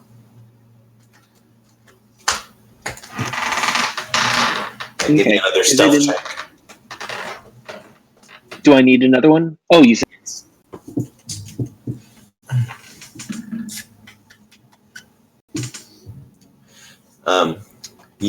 You're found in the area again, and they warn you. While this place is big, it's not so big that you should continue getting lost in this section, and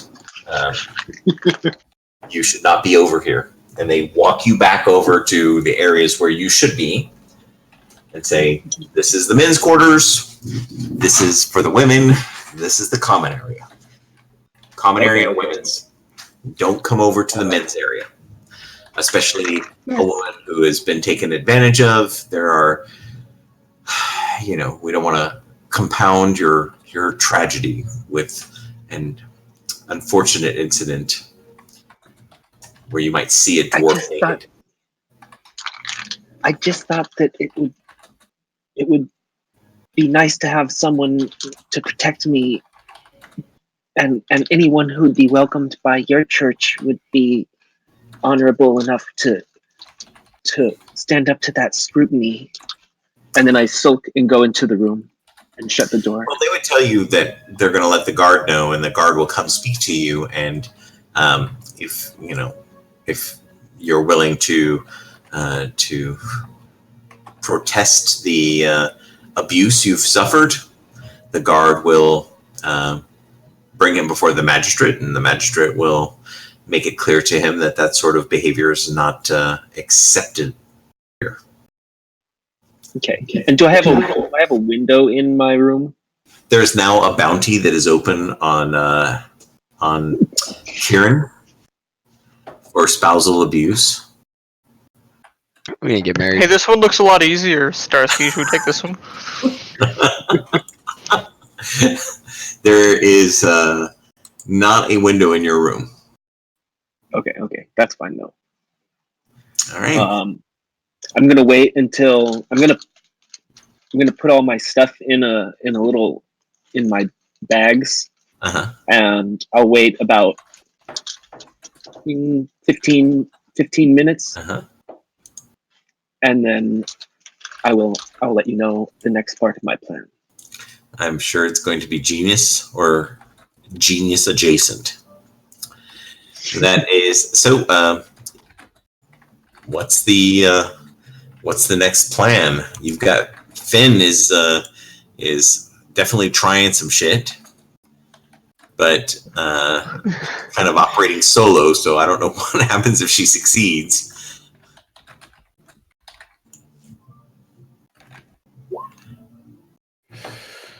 So, when I- Commander, how long are we in there? How long? What? Are we leaving the wench in there? Fan, the elf. Hmm. Maybe. What time? What time of day is it, Venter?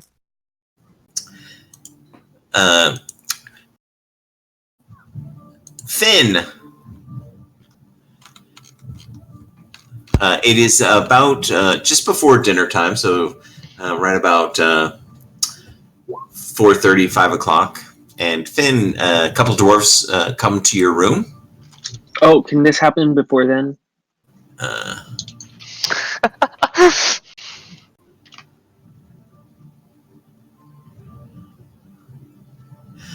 Yes.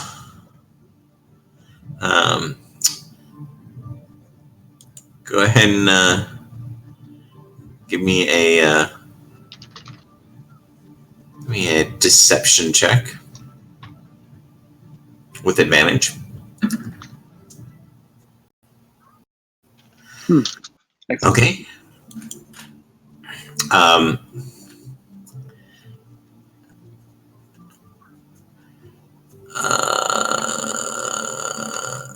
You so let's have a perception check from Sprite.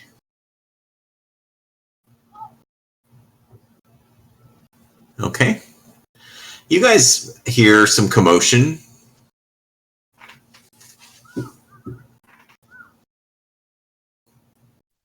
Anyone the hear church. that? What's going on in there? You guys go over and see I'm what's gonna going go- on. Can I go sneakily to check out what's going on? Sure.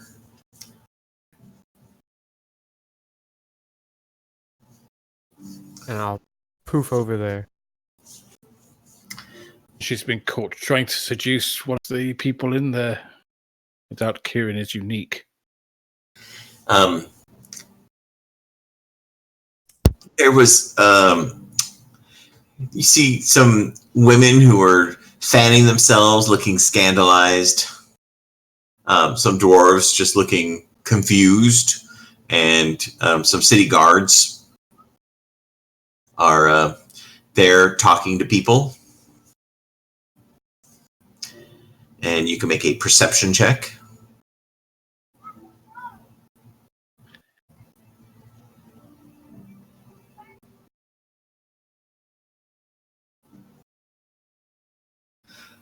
So you overhear, let's go to the Den of Secrets.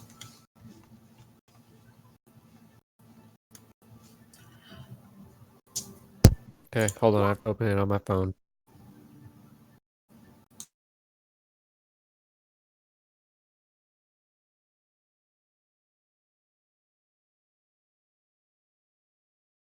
Do you think there's like opium dens in Farhold? Probably. Yeah, most likely. It was pretty shady.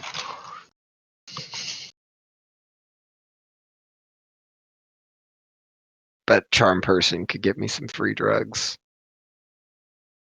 Gotta chase that paradise.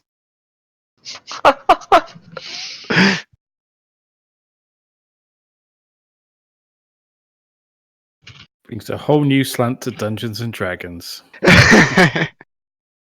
Dungeons and Chasing the Dragon. Yes, sir.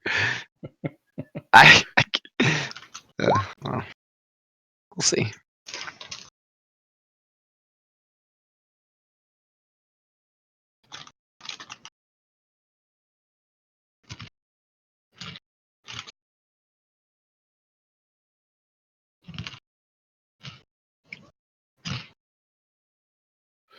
Maybe we need somebody who's not been in there yet to go in to make him the offer of getting out.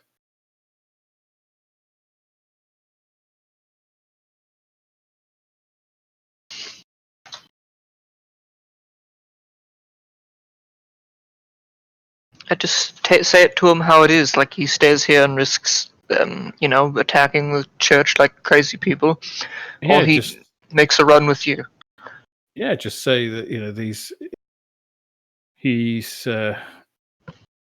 Wouldn't he be much Edwin- better off like hiding in a small town outside Farhold? Yeah, Edwin different and name? Fen. You can just say Edwin and Fen are bounty hunters. They And, wouldn't believe that. That's true.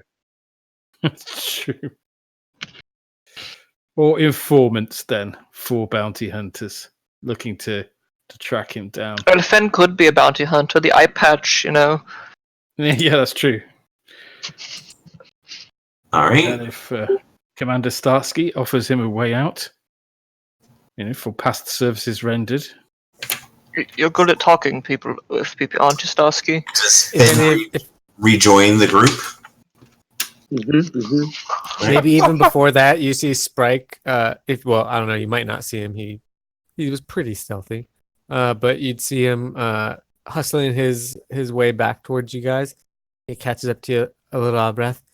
I think it's. I think he might be on the outside, and I think we'll be seeing Fen soon. And yeah, I think we need to get going. I think Kieran, you might be in a little bit of trouble. Maybe you guys too. I'm not really sure. I know I'm okay. Yeah. How much time do we have? Probably not a What- terrible lot. The guards are asking questions. About what? What did she do? Well, I don't know, but apparently the Max guy we're looking for is running around naked somewhere, and she's involved, and it's something about Kieran maybe. It's all kind of a mess right now. So yeah, apparently she- I Is a whore. we should- I knew it. yeah. Whatever, but it's worked. We need to go find him. He's running around naked, like terrified. I don't know. Maybe she magicked him or something. don't really know what she Edwin does. looks at Kieran and pulls out a disguise kit. I think if They're looking- anything, this would vindicate me. It might not, but Well, Yeah. I mean, if you get caught, it would mess with the plan, wouldn't it? I'm gonna start seems keeping a we lookout for the naked guy, Venter. I'm Get gonna caught what? Being another person who's a Searching. victim of this lady? Speaking of which, Fen shows up. start- Are we all like, Greetings, everyone. What have you done?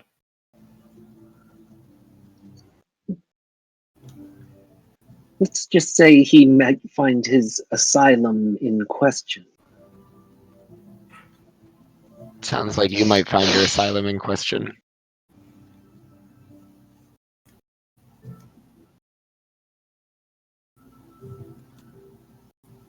So you bedded him? well, he's naked, so that should make it somewhat easier.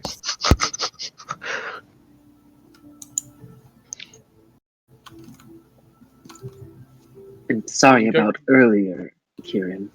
Now Understand we don't it's know strictly where he business. is. He's been seen running away. We need to move now.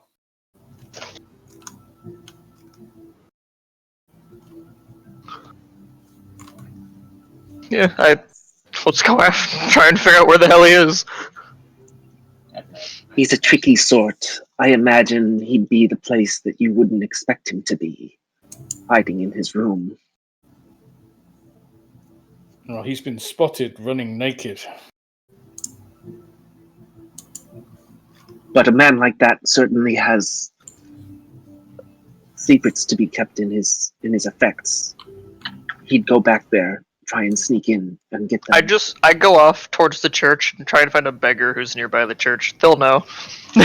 Beggars always know. You find a baker.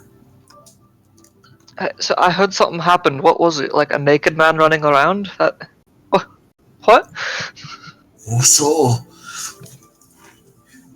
stalk eyes naked, flip flopping about, run down that way he did. Then the goats come. Everyone's talking about some pink-haired woman. Nobody knows where she went to.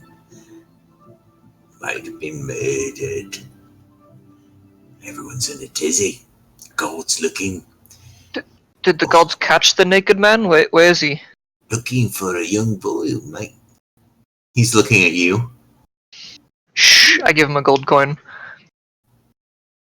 Why, Do you see which way he went? the ragged guy. Yeah. Also, the cheeks are flapping that way. He points. I'll keep following the trail. You go. You see, goes down an alleyway, and you can make Be sneaky. a survival check. Oh boy. Yeah. Looks like the alley leads to another street, and you have no idea. There's a couple doors to what look like a business and a stairwell that goes up to the dwelling that is on top of that business. The other one looks like it goes over to a small cheese shop. The back entrance, you can see the rinds and the accoutrement required to make cheese. And then if you follow the alley, it leads out onto Ballister Street.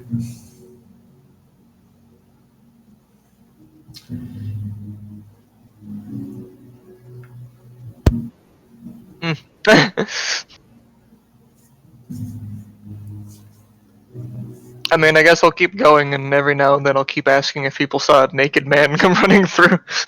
Doesn't look like anybody who, you see a person who's sitting out on the porch of one of the stores in the late afternoon heat.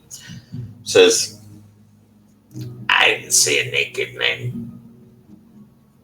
You're the second one who I've met today. Gods come, they said, you see a naked man. I said, I don't see. Now you come and ask me. Yeah, I was just trying to find him. No one's come through here that's naked. Oh, I must have lost him. Of course, the women wear their skirts higher now. They show ankle and part of the lower leg, the calf. I don't know, in my day we didn't see that.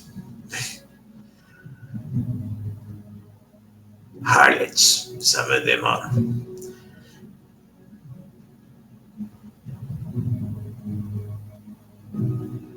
Well, I was just trying to find him because, not much exciting happens in town. And I think you found David's dad. thanks for letting me know. I'll just kind of slip away. And when I catch back up to everyone, he should be on that alley somewhere, Call out. right? Good luck finding your naked man. Thanks. Perfect. And when I get back to everyone, as far as I know, you should still be on that alley. So I tell Yeah, Starsky to if a storm the naked cheese. guy came running out onto this street, people would have seen it. So obviously put on some clothes or something before he left this alley. Or he's still there. Or he could be in one of those doors or up some of those stairs to the residence. I'll try and find the pink-haired elf, which shouldn't be that hard. With your group. She's with us. And I'll say he could still be on that alley if we want to check. Otherwise, he could have ran anywhere. Fen, do you have a hood you could put on? No. I pull out a Yeah. wig. Why do you have a Put wig? that on. I have a disguise kit. Oh. I assume Can that you we put that might on? have 'Cause some it- part of it. It might keep you. They're looking for someone that looks well. They're looking for you, and your hair's kind of distinctive. I have a disguise kit as well. Oh, wait. I have some. I reach up and touch your hair, and it's blonde. Perfect. I forgot I could do that. All right. Okay. That's So taken care of. you got you use your disguise kit, It also tastes like lemons. and with your disguise kit, I dip it in my water. now it looks like this.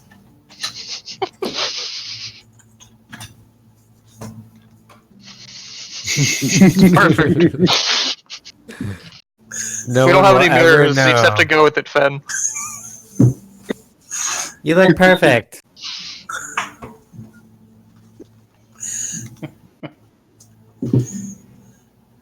Don't I look lovely, Karen? So this this seems to be going exactly as planned. Definitely exactly as planned. We're searching for a guy who was naked, but is now no longer naked, but has recently been through this alley or is still in this alley. He could No, still be in this alley. We're searching for somebody we knew where they were, and now we Uh-huh. have driven into hiding. Correct. Good one. You guys do a little research, and he's still in the church. The guards Son have of a been bitch. speaking to him, and they are currently looking to talk to a person fitting the description of Edwin and a person fitting the description of Finn, and also Kieran.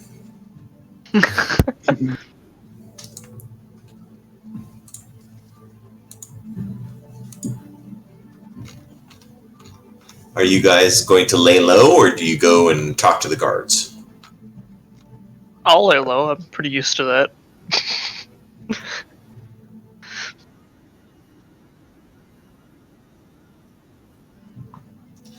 All right. How long do you guys lay low for? Why don't we send him a note, just saying we've heard about the heat Sorry. we're getting? Yeah, sorry. We'll be so much better at this. Just give us a little time. Yeah, no, we should use like Starsky or David and have like try and get him like because now he knows there's a ton of attention on them. You know, maybe draw him out. Yeah, just send him a note saying, you know, you're getting a lot of heat. We know a safe place. Give an address. We can get you out. You know, something like that. All right. is Set that up a what you guys time are and doing? place, and then if he arrives, it works. If it doesn't, then we think of something else. We know if he's staying in the church, he feels secure there. So you guys going to send that note, or is that something you're discussing? Yeah, write a fucking note. Let's see if that works.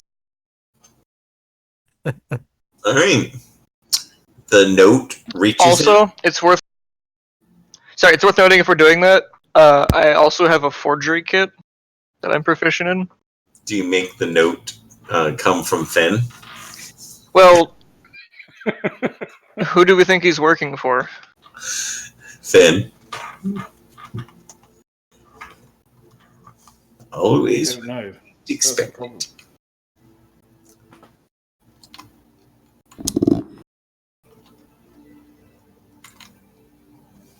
I don't know if he works. Who is he for giving anybody. information to?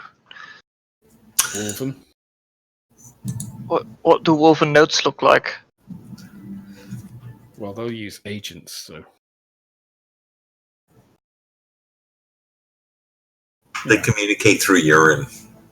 We- You just pee on a piece of paper and send it to him. Yeah, He'll get it. Fen shouldn't do that. We could say we have someone coming in, like to try and get him to the Wolven and get him out, just because we're afraid something's going to happen. That someone could be Starsky. He looks shady enough. It's no offense, but I was saying if we won't be believable. So I could try making like a Western note. Sounds reasonable. So, are you guys enjoying your planning stuff, or do you want me to give you an out at this point so that you can kind of? No, this is perfect. We're gonna give him this note, and Starsky's gonna get him out to the Wolven so we can get him out of Farhold. All right. If you're still theory crafting, I don't see how it could possibly go wrong. The first thing we need to do is I need to make a believable note. all right. What kind of attribute does that go off of? Dear traitorous spy, please leave the sanctuary and come to this dark alley so that we can protect you. Signed, people that you work with. So I was gonna give it some, like a seal of some sort and make it Sounds look good. Slap official. together. I have a signet ring of Arius. Just use your wang.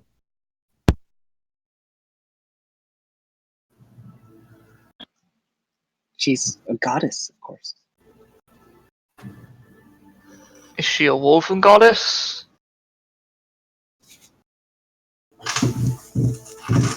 Got this dead sprite from a guy I met one time. I just start doing it in Western style and hope that's gonna be good enough. Western. That's people said he was working with the Western Empire. That's what people told me. Western Empire has been destroyed. I know. That's why this plan doesn't work.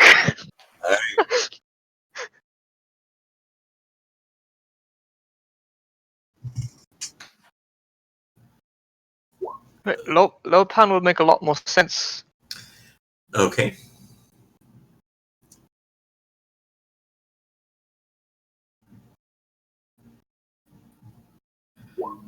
Okay. Yeah, we just do exactly what you Oh, said, Better, apart from we sign it from some dirty lips. All right.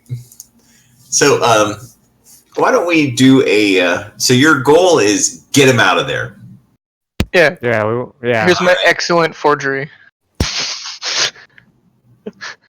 So let's do a little game of intellectual competition. This is Jeopardy. No, I don't have Jeopardy ready for you guys. That's okay. I can understand that Jeopardy's probably a lot of work. All right. So The plan was introduced to Chris. Yeah, you're like introduced to the enemy. I'm like, who's the enemy in this situation? What enemy did we encounter? A pink-haired elf with an eye. Yeah, ourselves. As we should all know by now, in Sunday Group, we are our own worst enemy. Sorry, Kieran found something better to do. You guys saw that meme I posted of like party on the stairwell thing? Yep. So we're going to go through a little intellectual game of chicken, and we've got 1, 2, 3, 4, 5, 6 players, which is the perfect amount, and we're going to. How do I want to sort this up? We'll do it in.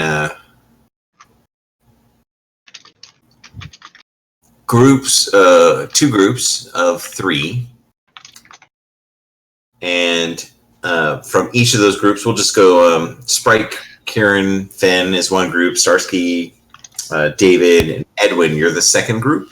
Let's do this. Group 1, I need a person who is going to be the sort of the guesser, and group 2, I need a person who's going to be the guesser. Ryan. Yeah, right. Chris. Oh. I can guess if you Now, want. when I say guesser, you're not guessing the question. You're guessing whether or not the people on your team are going to get it or not. Ryan should be the guesser. Okay, yeah, sure, why not? We'll go. Who was guessing for other group? Mana. So Ryan is going to decide whether or not John or Chris know the answer. He's going to be racking up your points by knowing whether or not you guys have the answer or not. Sure. Yeah, let's have Starsky VR. All right, so Mana, you're going to be guessing whether or not Alex or Cameron know the answer to these questions. I'm going to ask the same question of both of you guys, and because to kind of expedite time on this, one of you guys is going to be guessing for getting him out of the church. The other one is going to be guessing for finding a way to get the church to throw him out. And which one of you wants to be the one who's trying to trick him out of the church? I want to Ryan throw or him. Mana? Mana can trick him out. All right, Mana, so you're playing for that. So if your score is high enough, you'll succeed in tricking him out of the church. Ryan, if your score is high enough, you will succeed in getting the church to remove his sanctuary. If we both succeed, we do both. High enough, then you guys are not going to be able to get him out of the church. The church is going to be an obstacle. The better one is obviously if Mana's team wins, because getting the church to throw him out could have some other consequences. So, but I don't know how easily you'll be able to throw this. So we'll go with the same question. When I ask this question, nobody's going to say anything, but Mana, Ryan, you're going to send me 0, 1, or 2. 2 if you think both your players on your team are going to get it. 1 if you think 1. 0 if you think neither of them are going to know the answer. And then they're going to be able to give an answer, and they will send that to me privately as well. Mm-hmm. All right, everyone understand what we're doing? Yep. Mm-hmm. All right, so we're going to do a total of 5 questions. The most you could possibly get is 10 points. So if you said, I'm guessing 0, and neither of them got it, you get 2 points. If you say 1, you get 2 points. And if only one gets it. If you said 2 and they both get it, you get 2 points. The difference between what you guessed and what you get is the points that are going to be succeeding. And the target number you need is, at this point, an 8.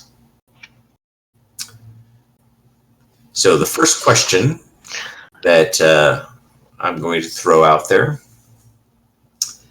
is going to be a question about... we're going to throw a question about general games, and this is going to be a question about the game Risk. And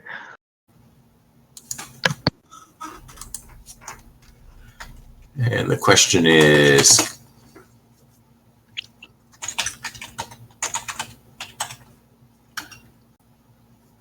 see.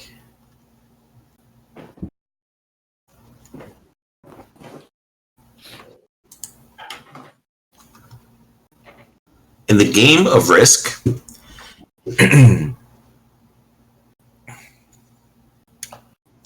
how many total continents are there? So this is a private message now being sent just by Ryan and Mana as to whether or not you think how many of the 2 people on your team you think will get it right or wrong. So you're going to send me 0, 1, or 2. You don't have to guess who's going to get it right. You could say 1, and if either one of them gets it.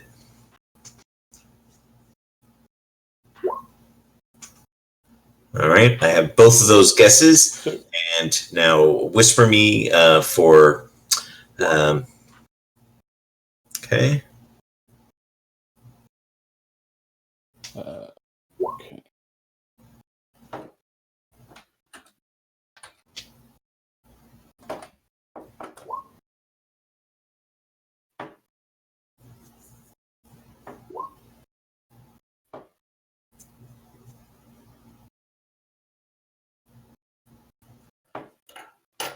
So I am missing one guess. There we are. All right. So Starsky, Mana believed that both of his players would guess this correctly, and you will be delighted to find that you were wrong.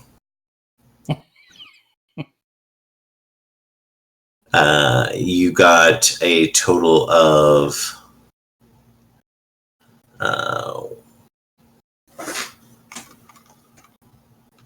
let's see here. Alex got the number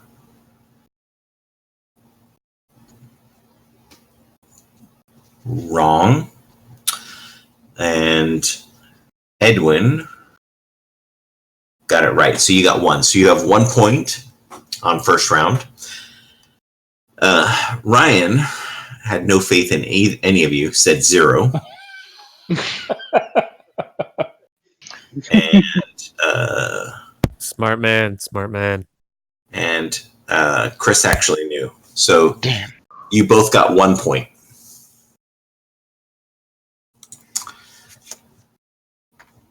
The next question, so round 2, type in there the scores that you're accumulating so that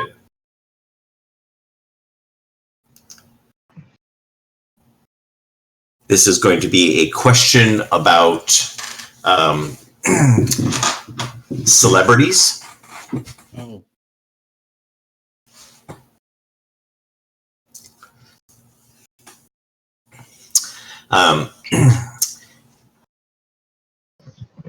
The question is, what religion does Tom Cruise belong to? So, Mana, you're going to guess how many of your people are going to guess that right. All right. So, you guys can send me your messages now.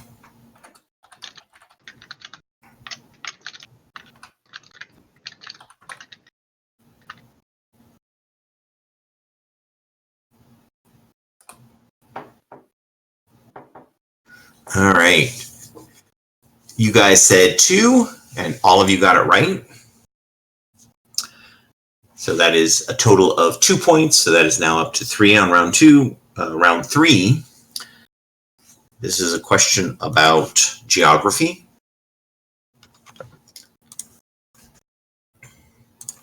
The question is, Ryan, who posed this question? What Southeast Asian country produces the most gold?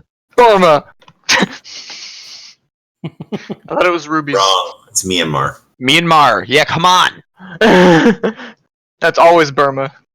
It used to be Burma. Legacy Burma. Ye old Burma. Burma. Cause it's Myanmar, not Burma. It really doesn't work with Is this it song. is it now the Myanmarese Python?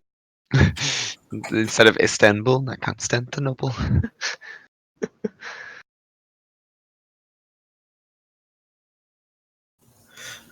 That is actually, they upgraded that question. I'm gonna- Super hard. It's all good, Venture. Hit us with it.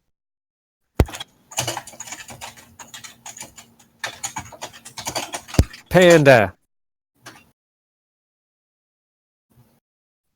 All right. The question is, in the United States, which state has the largest land area?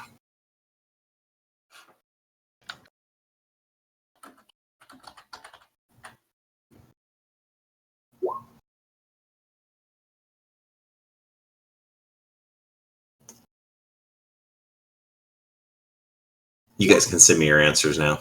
Continental United States.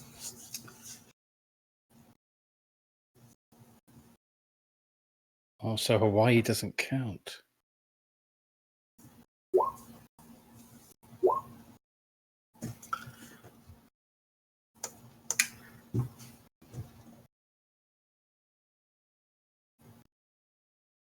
All right.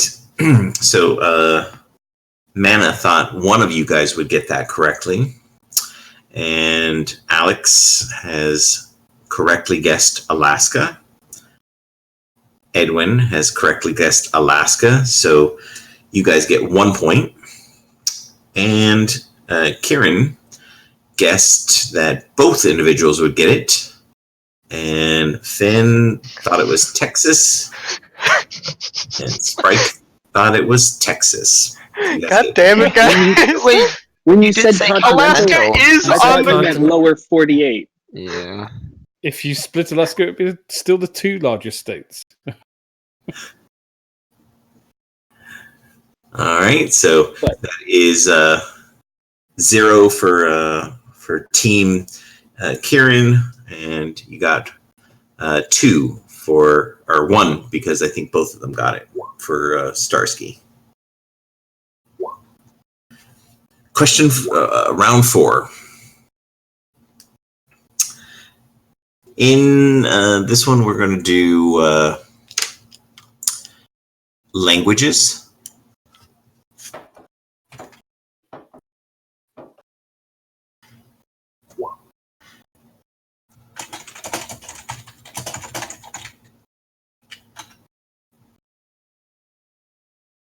So, in the Mandarin Chinese language, what is the word for hello? Or the word that is used as hello? Spelling does not matter as long as you get it close enough. In the Mandarin Chinese language, what is the word for hello? Or the equivalent word used?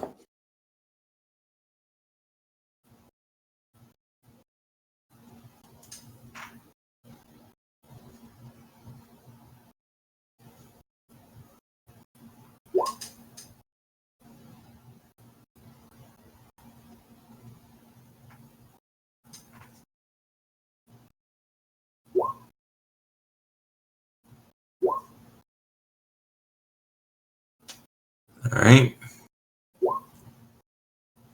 I think we've got one person still out there. Oh, so I hadn't heard send the answers in. There we go. All right. So for Starsky, Starsky said none of you guys would get it. Edwin correctly guessed ni hao. And Alex did not know.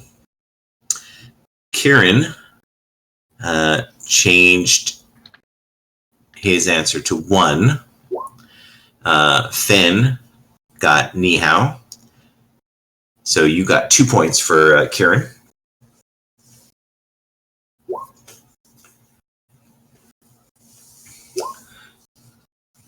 Last question. And this one is going to be a automotive question. We're on 5 as well, Starsky. You got 1 point there.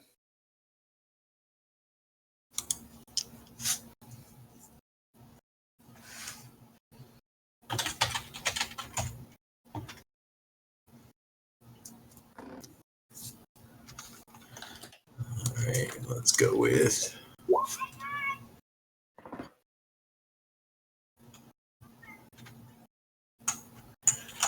It's probably too hard. Let's go with a. It's going to be related to that. It's in the world of automotive. The question is, the DeLorean was an expensive car that was featured in the Back to the Future movies with the doors that operated like wings. And it was made by an individual. sort of the namesake of the owner of the company. What was his first name? What DeLorean?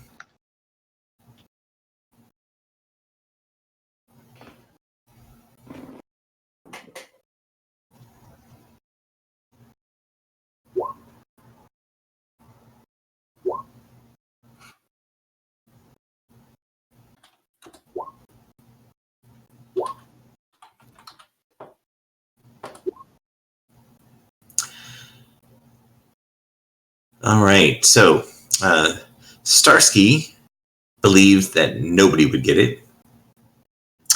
Alex guessed correctly, John. And Edwin thought it was David. I didn't know. Kieran guessed nobody would get it. And Kieran was correct. So 2 points for Kieran. And that'll be 1 point for Starsky with a final score. So Kieran's team almost succeeds. You guys are set up so much of a pain in the ass for the church, but they're not willing to remove the sanctuary, unless that is you can bring back something from the Old Kingdom. If you do a quest for Bellamar, then as a courtesy to David LaSoul's god, they will remove the sanctuary, but they will not turn him over to you. They'll just tell him he has to leave the church, at which point, if you guys can get him, you guys can get him. They understand we're level 1. Yeah. You guys agree to go. That's how we all die, and Starsky gets to the main party. Kieran nods. Yep. Sounds good. All right. You guys are told that that in the area of Farhold, there was a city called Freelore, and this place has been decimated, overgrown. Somebody has recently come through there and said that that the windstorm from a few weeks back has revealed that some of the old stone foundations of the area where the religious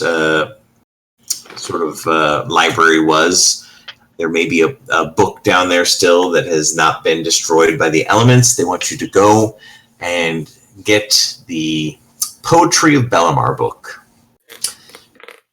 In order to go and get this, you would just have to hoof it over to Freelore, which is not a huge... I'll move you over to this site here.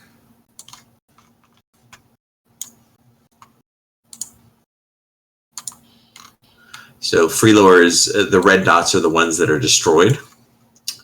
So you guys head out there. It's like, 15 miles, less than that. It's a day trip. You could actually go there, get it, and get back before night. If that's something that you guys are willing to do. If you return with the book, Bellamar's will is that, that your case is just, and they will rescind their sanctuary.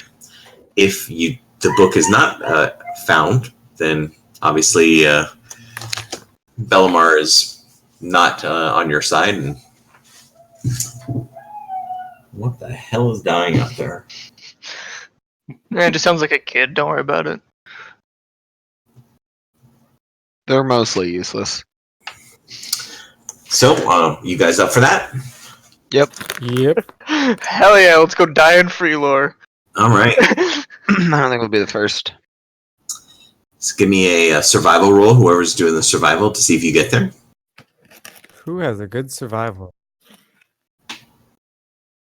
All right, so the first survival out of the gate was Finn's. 17. I helped. All right, so with your 17, that means that there's a 13% chance of an encounter. Let's put the music back on. Moving this along, gentlemen.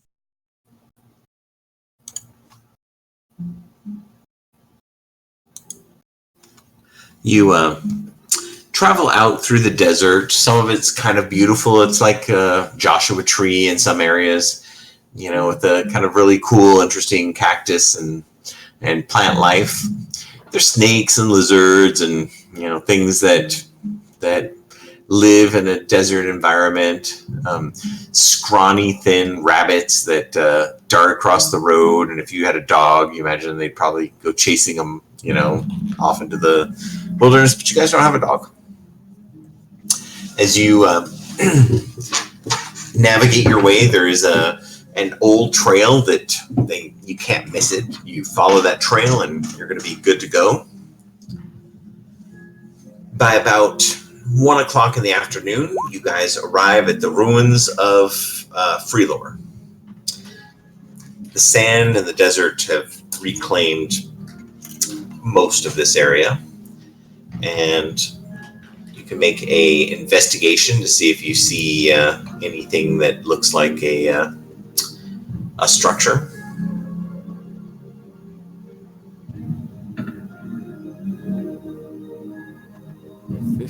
Come on, Finn.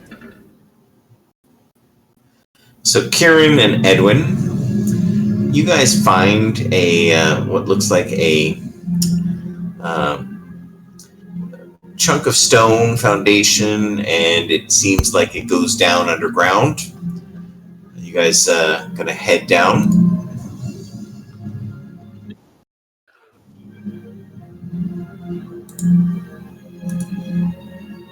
Mana, you're not gonna go?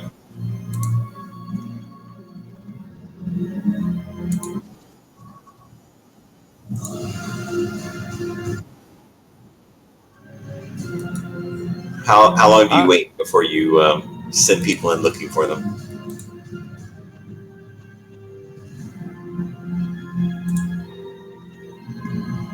I'll go take a look, boss. Oof. Oh god, I'm dying! So, years pass. Where'd it go? Children are born Marlon and just die. offered. I haven't seen the book sneak out yet. Who's going in? I was going in. I don't know if anyone was going to accompany Kieran will me. walk in behind him, Yeah, upright, not really sneaking. So we'll wait a little while.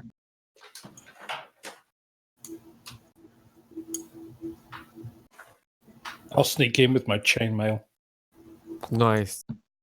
I'll sneak in with my face. So everyone's going. Yep. Mm-hmm. Screw you, Finn. Let's take it slow. Everyone goes, oh. I happen to take it slow. At least I'm better than one person. It's very warm outside in the Hey. on the surface, and as you get into the interior, you know what? I grabbed all of the tokens that aren't linked up.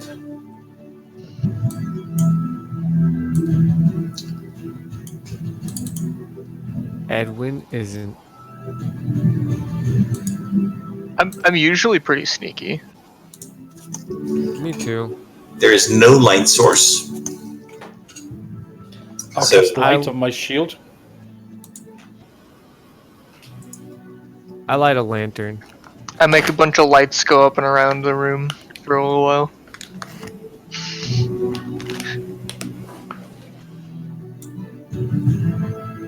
A short sword in my other hand. That's my poison. Light bursts forth onto David's shield. I'll put light on you. Do you mess with them before light comes on using your elven vision? sneak a No. kiss. Yeah. So over Kieran, he was last week. Kieran is half elf, so he can also see in the dark. So you can't really. Me. You can only see out of one eye. Actually, if they're gonna, I won't put a light. I'm not gonna light my lantern if other people have lights going. I'll instead have my bow out. You're not gonna what? I'm not gonna put a light on myself if there's other people in the party with light. I'm just gonna keep my bow out instead. All right.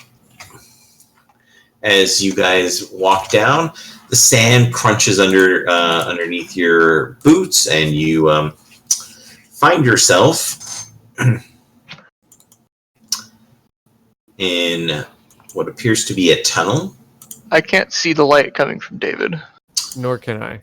All right, let me fix everyone's token. And also, I'll be able to make lights that I can make move like to 120 feet. But That I don't know if we'll need those. You should be able to see. Player key light has sight. Let me see if I Could put. refresh, see if it works. Oh, I didn't put the light. Here you go. Oh, there we go. Light. Let there be light. Okay, I think I've got you set up. All of you guys can give me a perception check. Baby, yeah.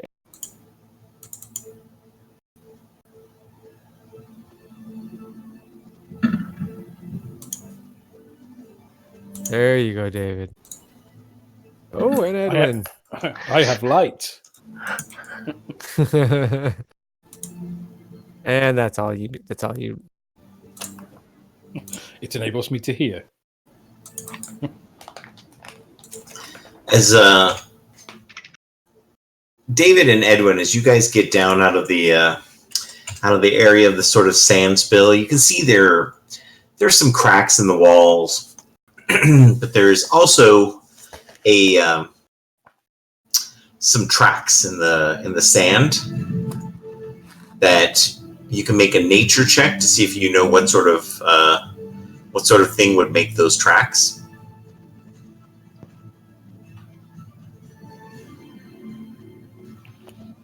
I have no idea. Edwin, as you kneel down, you're pretty sure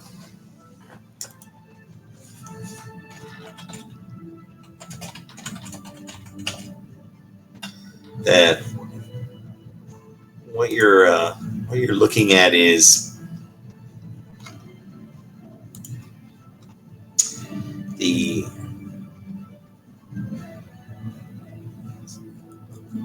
tracks of a naga. It's like a big snake person thing. Will Similar to arrows the kill it? You can see that it's scraped around. Maybe came to investigate this the sand shifting and revealing this area. Keeping an eye out for like trap doors and stuff too.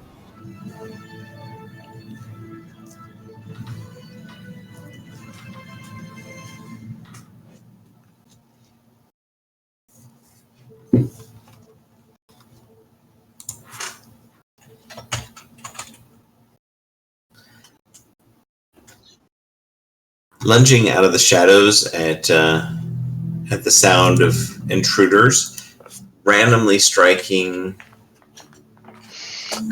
Starsky. Starsky. 18 times. God, it is as well. I 20.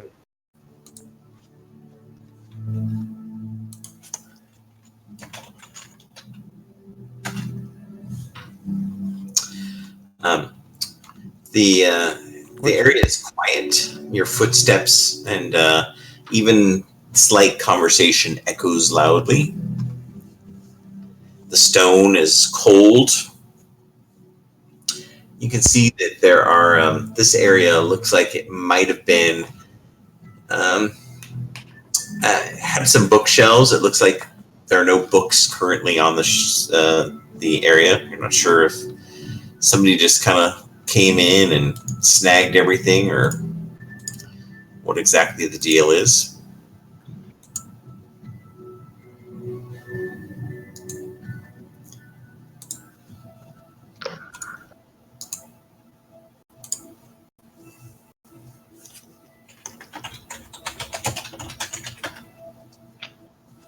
We ever find out what this book looks like? David, go back one step, please. Then go back one step. Give me a perception check, Finn and David.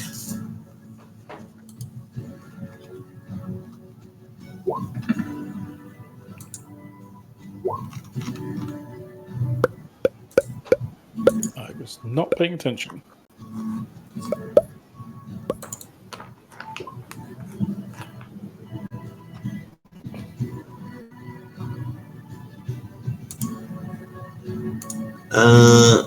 Finn, you hear something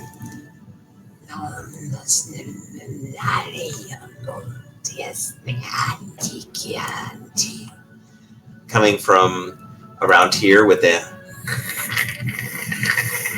kind of scraping noise. I look at David and they say, "To our left, I think it's casting a spell. We should prepare ourselves and take it by surprise." Well, I guess my light will have eliminated any surprise, but I'll step back and just make sure to do this. It seems Maybe to be you should here. charge in there with your big shield and everything. What's the worst that could happen?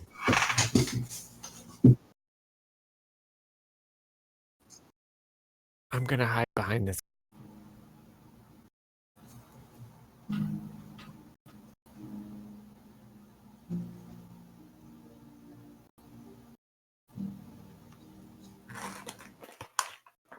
So what's our plan? See if you can get to come around the. Ready for. With Starsky too. Yeah, just because David's our only light source, I'll make a couple like dancing lights that give dim light just kind of around the corner. It's not. They're 10-foot radius dim, so it's not super awesome light, but it's there. Stealth rolls. You're making the 3 lights. I think it might be 4. Is it 3? I think it's 3. 3. It's 4. Up to 4. I'll do 4. Oh, 4. 10 Oh, foot. that's useful. The only people don't take it because it's a concentration.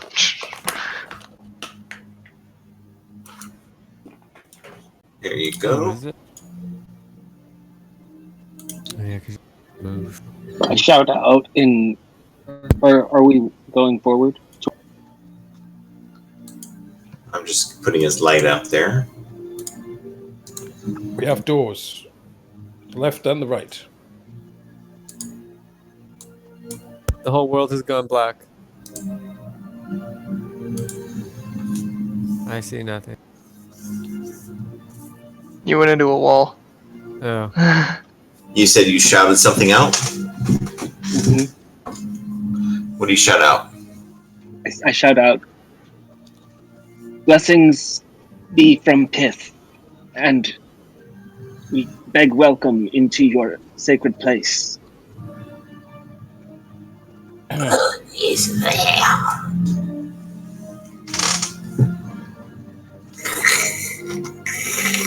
Prepare myself. I'll take dodge action, actually. I You was prepared. see this door here start to push open.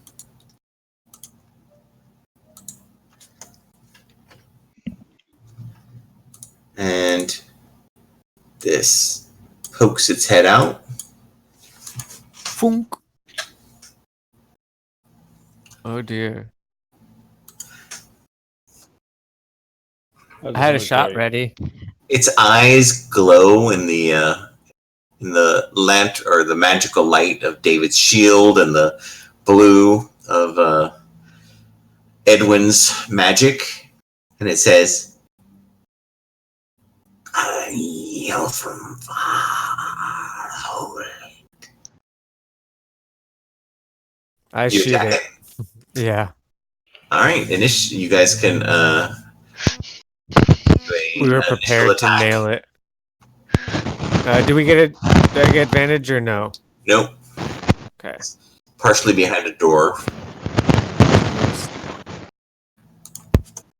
I am the greatest Ray of Frost user of all time. Or sorry, does 16 hit Venter?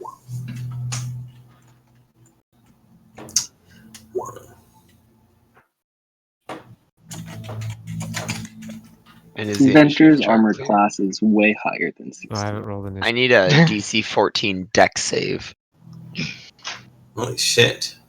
as All right, so the short bow hit.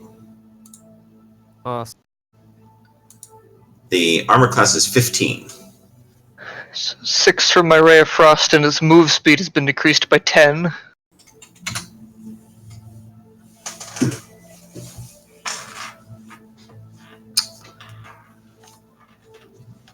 And as Starsky's arrow banks off of the far wall, we are on initiative.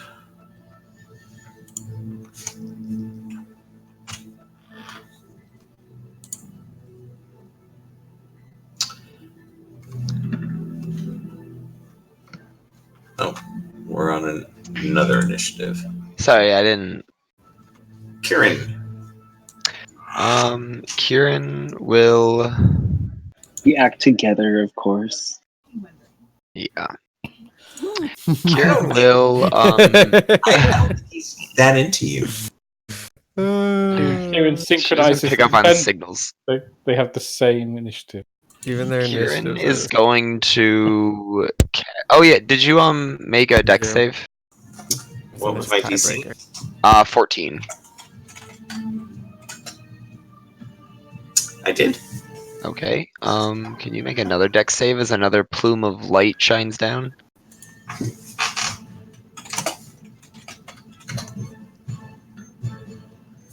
For 2 radiant Burn. damage. And then Kieran will step over here. All And right. then just Finn. All right. So I am they going. do the naming protocol. Does that mean that you guys are Keef, or is it Feck? Keith. Definitely Keith. Keith. Heck. Because that has another meaning. So Keith. You know, if there's going to be a power couple. I'm a big fan of Feck.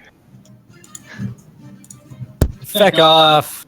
All right. You rock sucker. I'm gonna step back. Coward! No. And then from here, I'm going to cast Thorn Whip on it. That'll hit. The fuck are you bringing it closer for? As the thorns whip out and catch it, it pulls it right onto David. You just yanked a monster onto you, David.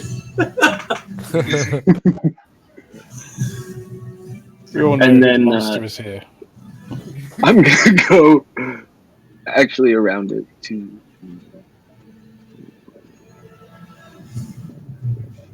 And they say, "You won't get away, you abomination of nature." Sprite. I pop into Edwin's square for a second. I'll shoot it, and then and then as I go back, I shoot it so it looks like Edwin shot it. Edward's not holding a bow. That makes it even Quiet more you. tricky. And I miss.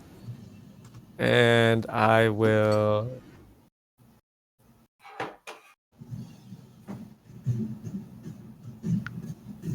I am. The bow hits off of the wall next to it, missing. I go down. I don't want to get stuck in the wall. Just shift. All right. That's it for me. Nothing else I Ruloff, can do. do you go charging towards it, leap into the air, and in slow motion, drive your weapon down through its heart, killing it instantly? All right. Cast Feign Death. All right. The arrow misses, hits the back wall with a loud.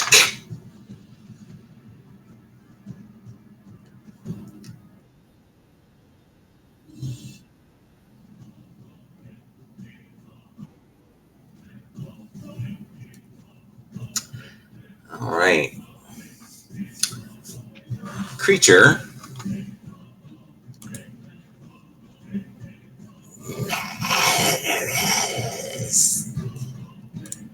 It is going to cast a spell. I counterspell it. You can if you have counterspell.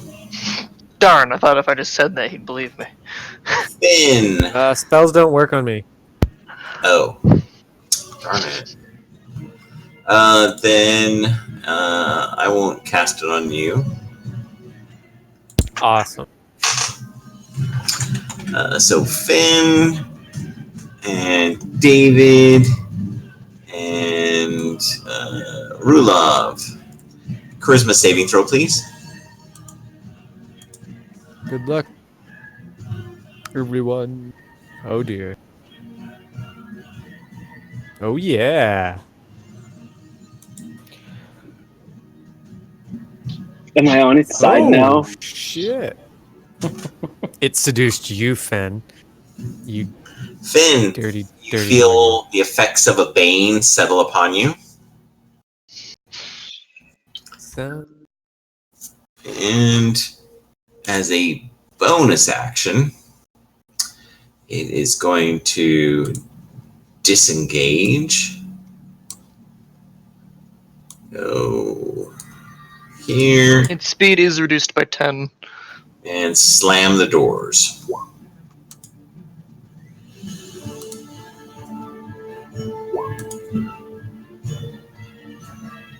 Rogue Naga. I don't need your water. I'm a swamp naga. Edwin, Go open the door, Edwin. Edwin comes over here. Could you get the door open? Please. With a bonus action, I'll swirl some lights over here. Right there. And I'll hold a ray of frost if the door gets opened.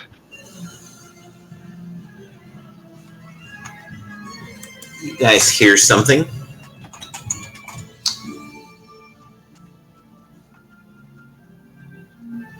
This door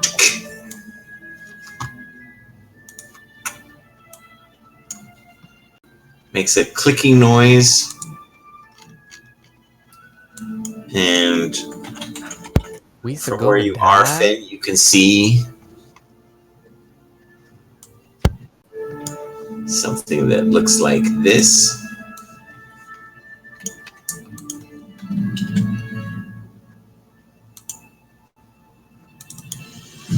He's friendly. Look at that. Oh, look. He has a nice little necklace and everything. Come here, little guy. Let me give you a nice hug. Drawn by the sound, goblins open the door. And you see that there are 3 of those bad boys.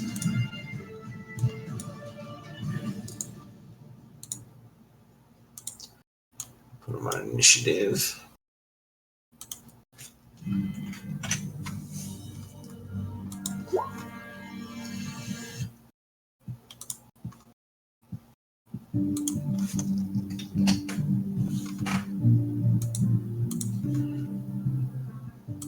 Edwin is done, I believe. Yes. David. All right, seeing them, I will move up and smash one in the face with my warhammer. Fuck it up. Not like that. As your weapon comes swinging, the door bounces against your weapon and causes you to... I don't see the quick. Let's see here. Here we go. This sometimes. Your weapon goes flying...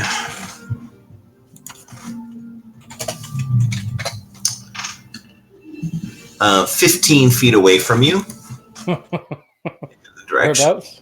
3, 4, 5, 6. Free action. One of your other weapons, David. You got another one. We know. Upper that. left is 1. So that would go flying 10 over here. Oh man. That Fuck. sucks. Pull out your dagger now, homie. It's that time.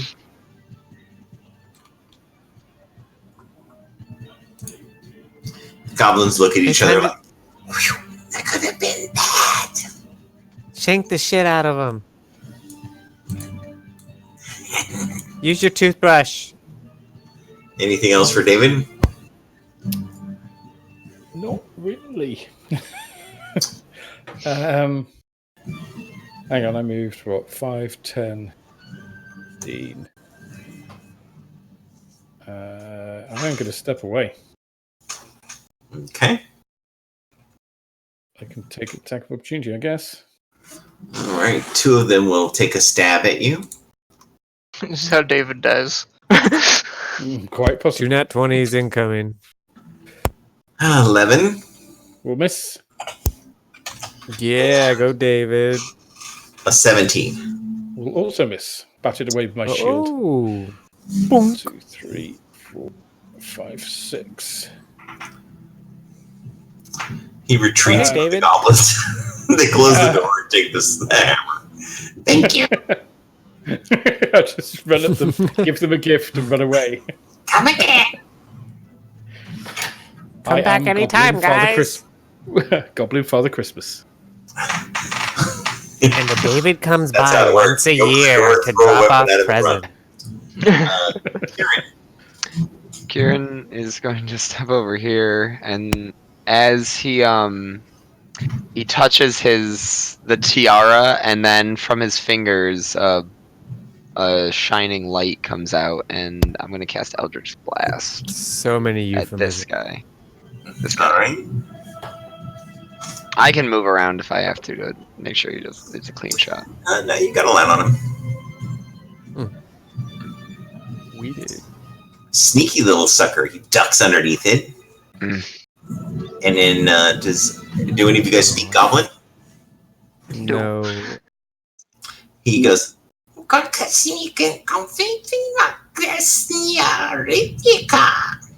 which you Yeah, you think too, is the buddy. Goblin. Did you see that motherfucker? He tried to kill me. I'm gonna go pick up a mace and just whoop his ass. Get a That is- warhammer. There's one line on the That ground. goblin pulls his pants up, then just takes and wipes his nostril with one hand, Pulls his pants up and whips his dick out. holds his dagger sideways at you. I'm gonna throw it sideways at you. Anything else for Kieran? No, that is all. Finn? I would just look at the others and say, does anybody have a weapon? The goblins Holy hold their shit, hands yeah. up. We do. All right. I'm gonna go here to. I'm gonna throw my my spear to David. You're gonna throw your what? My spear, just to him, not at him. Ah, I've been stabbed. Here's a weapon. And then I'm gonna go over here and cast. Oh, you meant to David. I thought you were giving it to the goblins. I was just That's trying to what give them David my does. Eldritch. Yeah, I was just trying to give them my Eldritch Blast. Yeah, that's And what I'm I'm gonna holding my cast- action for. Earth Tremor So DC 13 Dex save. And also this area within 10 feet of me is now difficult terrain.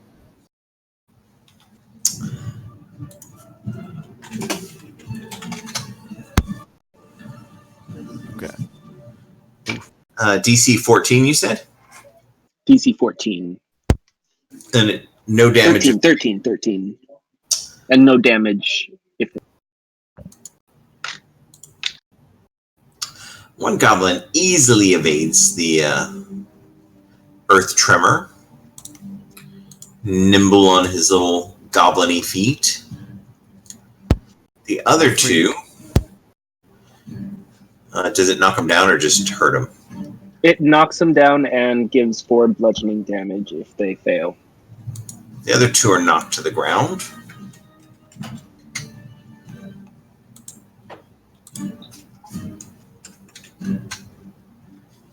And knocked to the ground.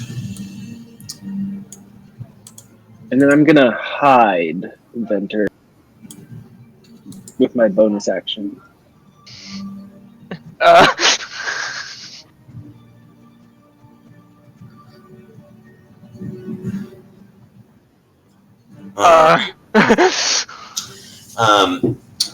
You guys can all make a perception check.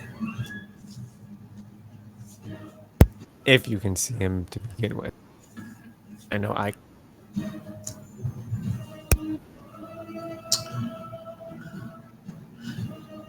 All right. Finn seems to vanish in plain sight.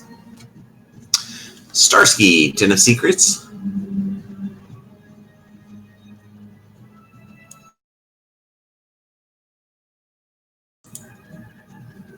You see the Finn's outline. She seems to be camouflaged. It's as if she is sort of chameleon to match the area around her so perfectly that she's effectively invisible. Right? Wow. Sorry, man. Okay. So let's see the goblins. The goblins look freaked as they're trying to figure out where Finn went. Sprite.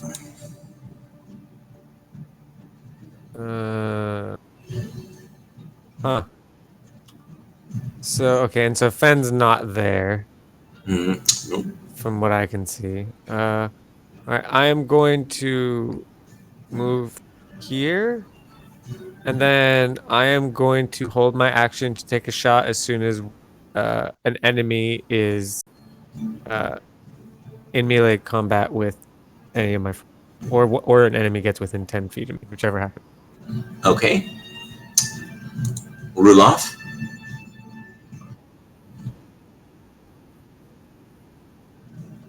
Is that one goblin is standing, the other two are on the ground. That's the one who's standing. Yeah. Do it. Your arrow whips through the air, catches it, and spins it around. His hand goes up to his shoulder and comes away with a bunch of green blood.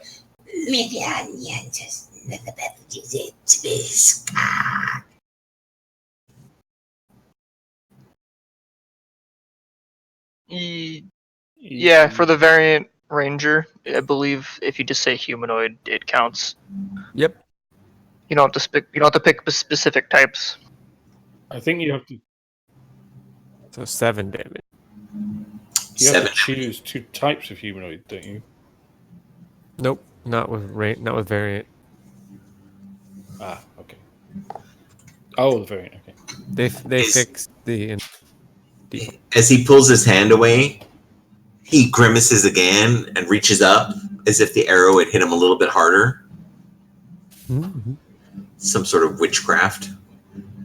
Anything else for Ruloff?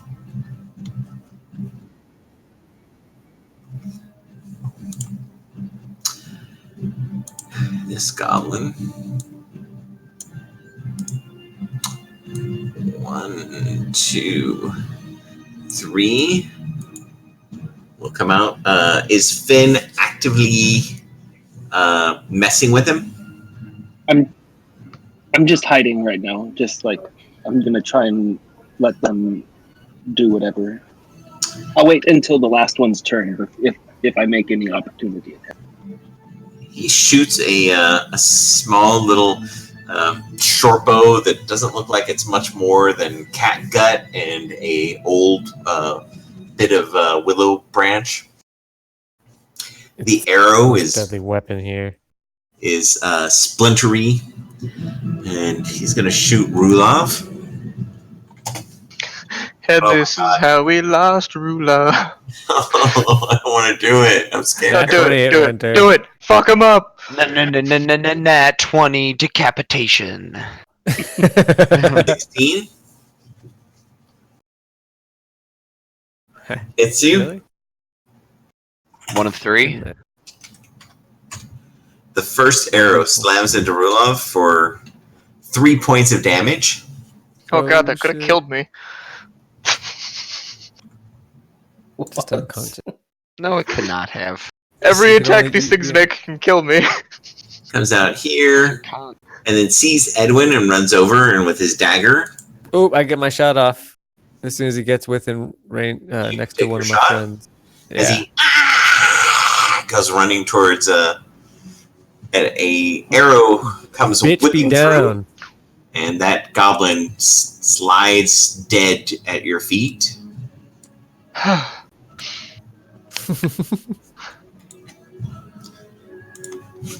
And then uses its once per day pop to full health. Damn it. And So goes close. frenzy. Jay. This goblin will get up. Yum yum cheese. Yum yum cheese. Yum yum cheese. Yum yum cheese. Well, he runs through here and kind of bumps into something and shakes his head. Actually, I could only get to here with the difficult terrain. We're gonna shoot Rulov. You are the closest one.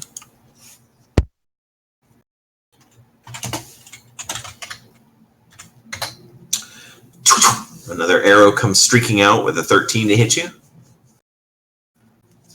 The door opens up. Goodbye, Edwin.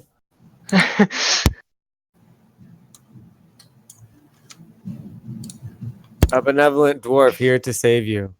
Oh, I'm fine. Look how fine I am. Well, I killed that goblin for you, but that's that's just the best you're getting. I think I'm gonna cast a spell down here. What a dick. What a dick. What's in the box? Fireball. And I'm gonna do sleep. What a dick. So Elf is immune. And that's gonna be lowest is David. And then Sprike is next lowest. Only because Rulov's you. Got a good fucking con. 23. So Fuck, I go down probably. David, you take 10 off of that, so that is 13, which will then yeah, roll that's a- Sprike. Yeah, that'll get me. As you guys slump to the ground, Naga. Come Wake here, me up, shoot me. I show you. And slams the door again. That is Edwin.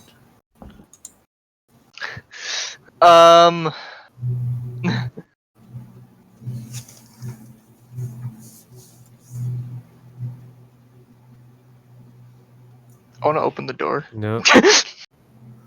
You open the Psycho. door. Yep. You crazy, man. You need to give me a athletics check. Boom. Door doesn't open. All right. I'm gonna move to here. Actually, no, I'm gonna move to here because I'm crazy. Mm-hmm. I'm gonna reach out and grab the goblin.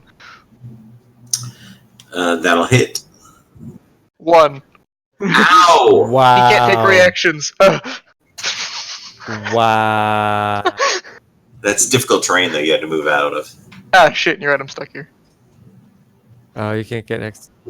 God. Not that that helps. He.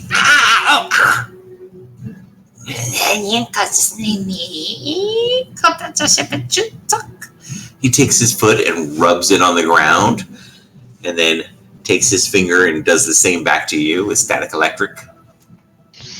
Let's see who goes down first.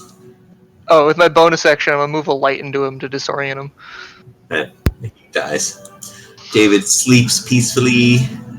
Kieran, Kieran will nudge Sprite awake. you take your action, awaken. Yep. He comes up. Oh, God. And then He was chasing a cat in his dream. he's gonna come over here and kind of take cover from the door. Okay. And that's all. Finn, All right, I'm going to. reckless. No, I'm gonna. Oh, I'm still banned. I'm gonna squirt this goblin with poison. Which goblin? The one to the left, Okay. and I'm uninvisible now.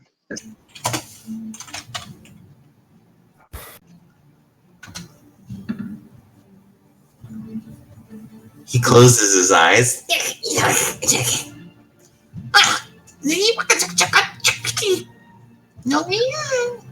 And he reaches up and tugs on his hair and points at yours.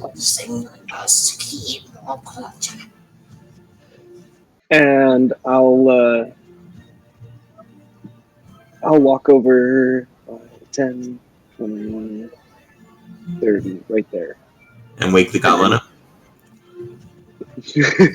No. Well, you can't wake up with a bonus action, right? No. No. So, oh yeah. So I just walk over here. All right, so you're going to take the attack of opportunity, but he can't because he got no reaction. So, Sprite. All right, so I will stand up. Cute. That. Here we go.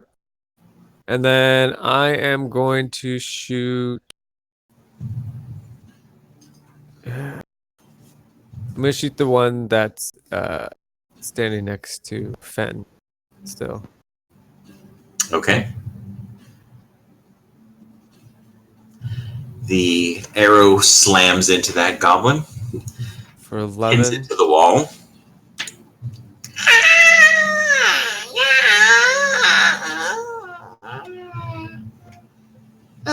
Chuckle.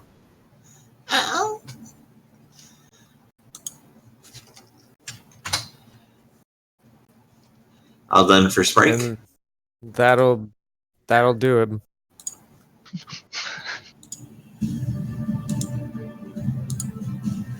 We are on to Rulov.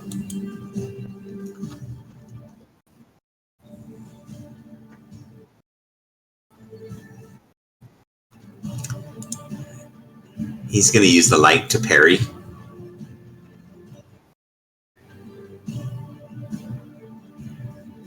$16 will hit. Yeah. He flies off his feet down the hallway and drops to the ground dead.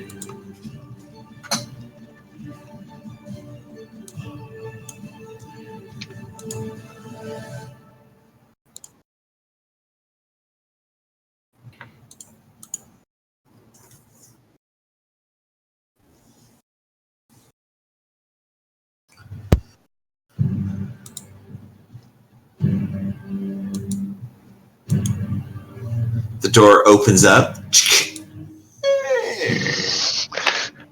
Oh, I get it. It's a prankster Naga.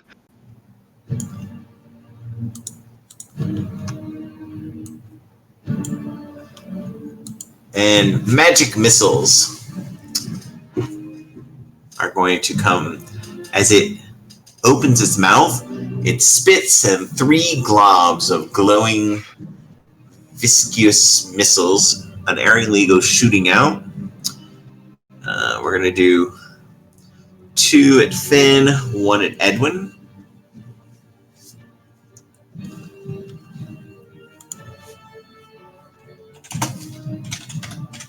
Finn, you take 4 points of force. Alrighty. Edwin, Yep. Here comes the max damage. you take 3 points of force. I believe that's Alright. Ow.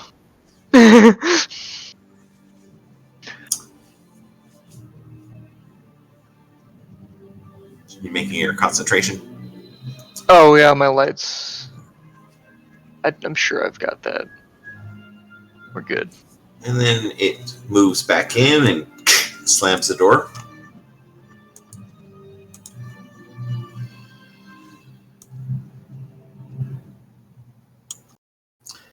And we're on to Edwin. I'm gonna try and open the door again. Athletics check. Somebody wake up David. Gah! You push the door open. His body is wedged against it. You slide the door open. Yeah, good luck. And then bonus action, swirl some lights around. All right. Oh, let me double check. Alright. Okay. I'm gonna use the Very Tides of low hit Chaos. point for a tank. I'm gonna use the Tides of Chaos and give myself advantage on my attack roll. Okay.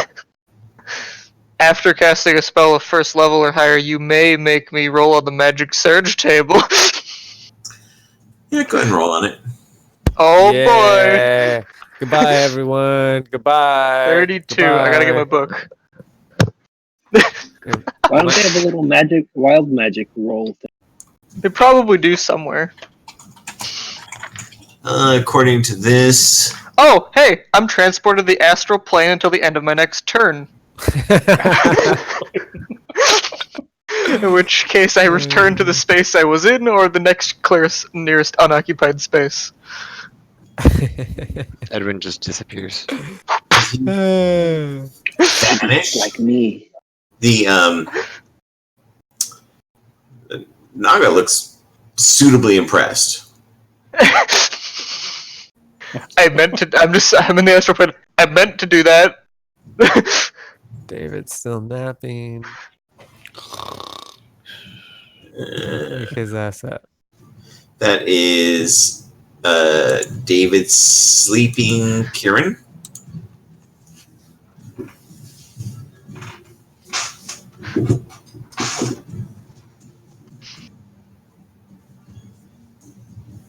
Can't hear you, Kieran.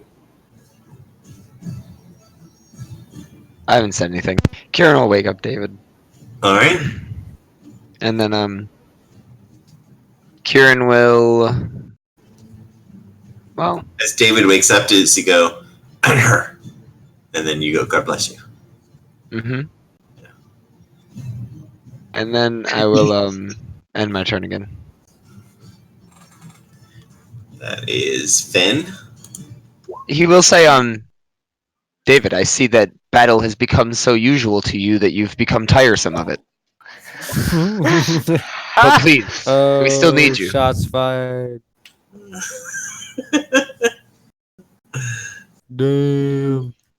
I'm gonna move here, Uh-huh. and I'm going to prepare an action to cast Entangle on the Naga when it comes out again. You can Okay. see it. The door's open, isn't it? Or did it close it? It's open. Oh, I thought because he was on. the astral plane, like he would have been. He needs an action or something to be able to close the door again after he got pushed back. Oh, okay. Then, but he could still close the door if I'm. He could. He's got some reach. I'll yank Tangle him the through door. Oh yeah. You could. Yeah, I'm gonna thorn whip this fool. Oh, You're gonna thorn whip the door? No, the Naga. Naga's coming out. Chris is oh. This time get you're over to the side.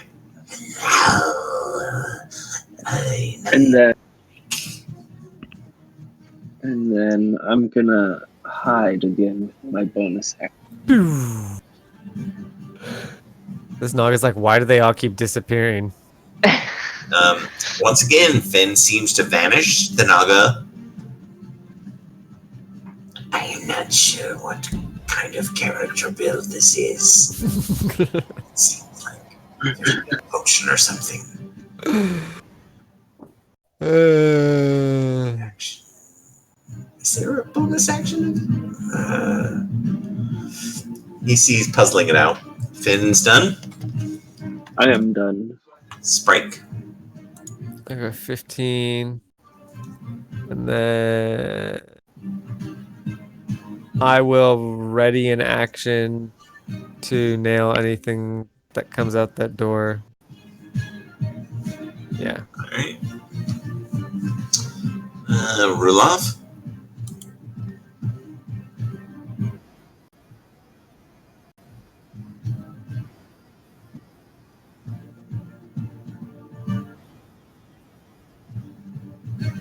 That tells you like where it is and stuff, right?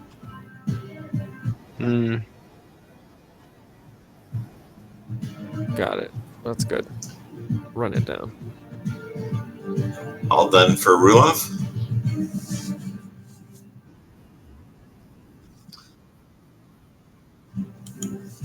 Alright. It's going to cast a spell. See invisibility. And I'm going to shatter and get Sprite, Rulov, and Oh Jesus! David It's a dex save. for a shatter. Is Con. it dex or con? It's a concept. It is a Constitution saving throw, DC of 14. Fail. The air wobbles and 5 points of damage. Wait, did I shortchange myself or is it 3d8? It is 3d8. It's 3d8. The air wobbles and 8 points of damage to those who failed, 4 points to those who succeeded.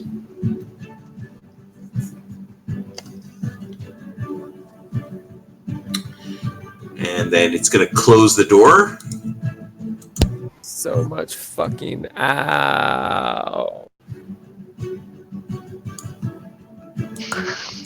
They never And come we're out. I on like how Sprite has more hit points than Warp. in Edwin's turn. He reappears. As soon as he reappears, he triggers all the attacks.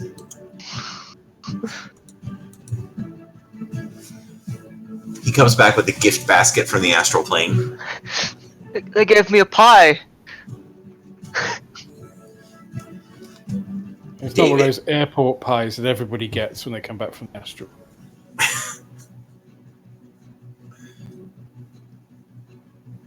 I will stand up. And I guess I'll move there, which will be, I guess, all my movement. And I'll dash to there. Alright. The Naga comes out and closes that door and then goes back in.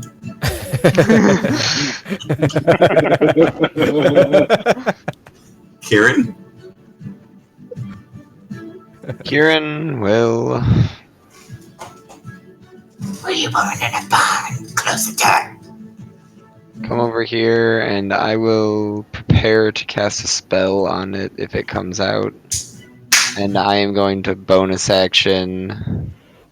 And Kieran puts his palm to his forehead and then points it towards Sprike, and he heals 6 hit points. Oh wow! Thanks. Kieran a lot gives you better. an Healing uninterested on you. nod. Yes, I have 2 dice at this level that I can use to heal. If you rub his tiara, you can get magical blessings. It's like a leprechaun's. Certainly try. And Kieran will stand right here with a prepared spell. Oh my god. Get off here. Get off there. And that spell is guiding bolt. Okay, how do you guiding bolt and heal? The healing light is a bonus action. And Okay. it's not a spell, it's a class feature. Got it. Finn. I am going to prepare to cast Entangle when I see the. Sprike. Sprike will run up to here, drop his bow, whip out a short sword, and then I'm going to hide behind Edwin. Okay. Done. Rulov.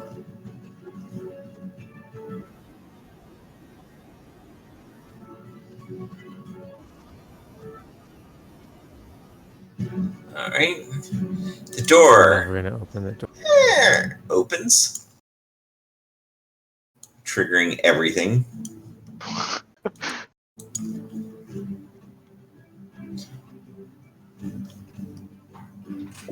DC 13 strength check.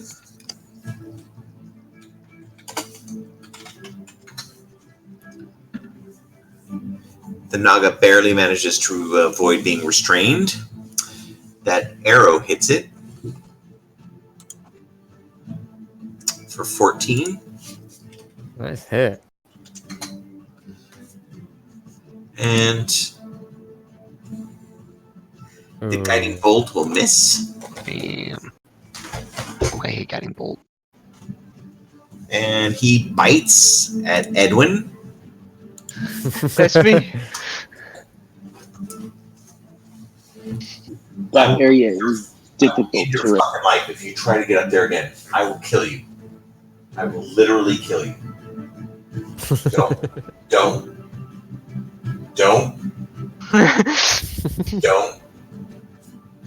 This is when the cat Cat's just gonna do repeatedly it. blinks. Cat's gonna so do it. All right, walk your ass on down. 100%. Get off the couch. 100%. Go over there. It's fine. You go over there.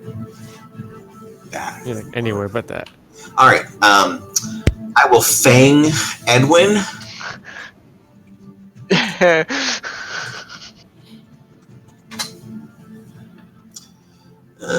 Does a 14 hit you? It does, even if I use my defensive duelist. So he brings his dagger up to try and block, and is not able to. Give me a con saving throw.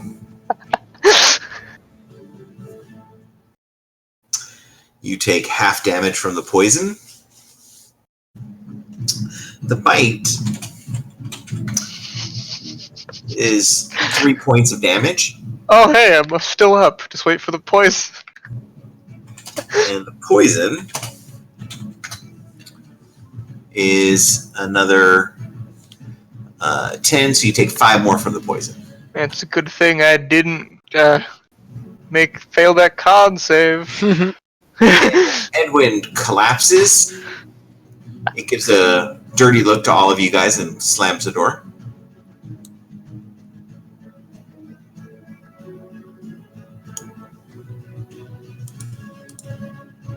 Edwin, death saving throw.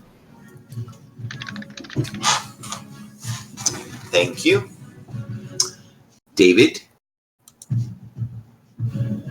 Okay. Let's see. Can I pick my hammer from there? You can. I'll pick up my hammer.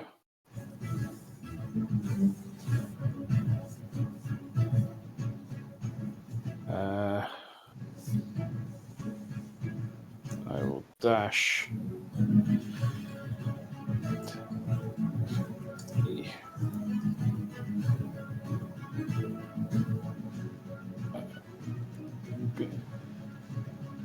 Dash to there.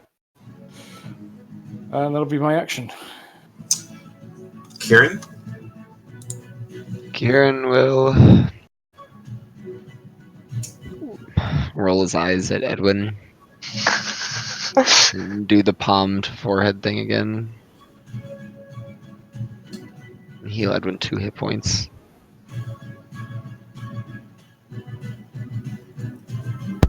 And then he'll come over here.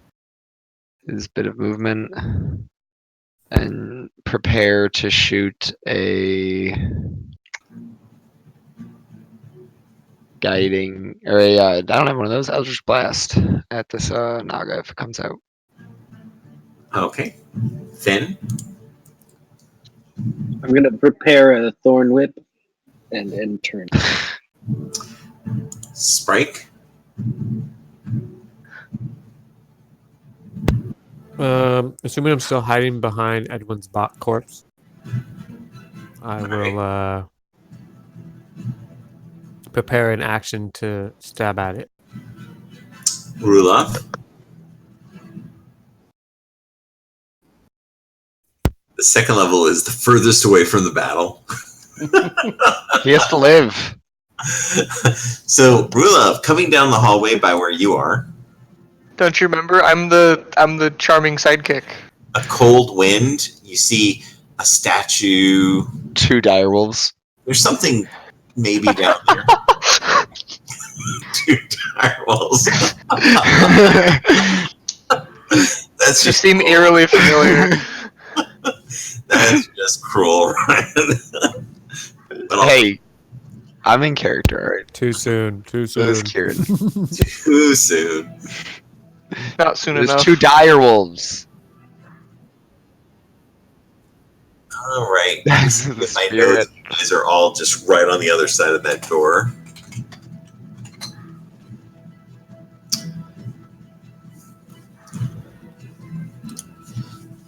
All right.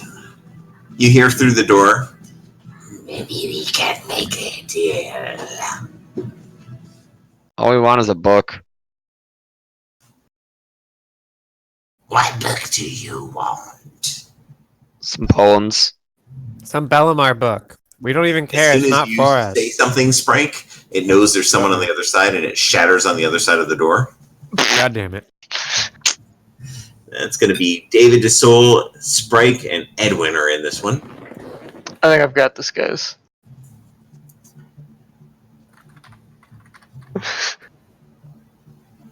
Ugh. God, I told you not to get up there, you little beast. There it is. Meow. This is bad. Bad. I think you're all dead. I'm definitely unconscious. Almost certainly. I have 9 left. Well, it was the wrong save, but it's a natural. As the shatter explodes,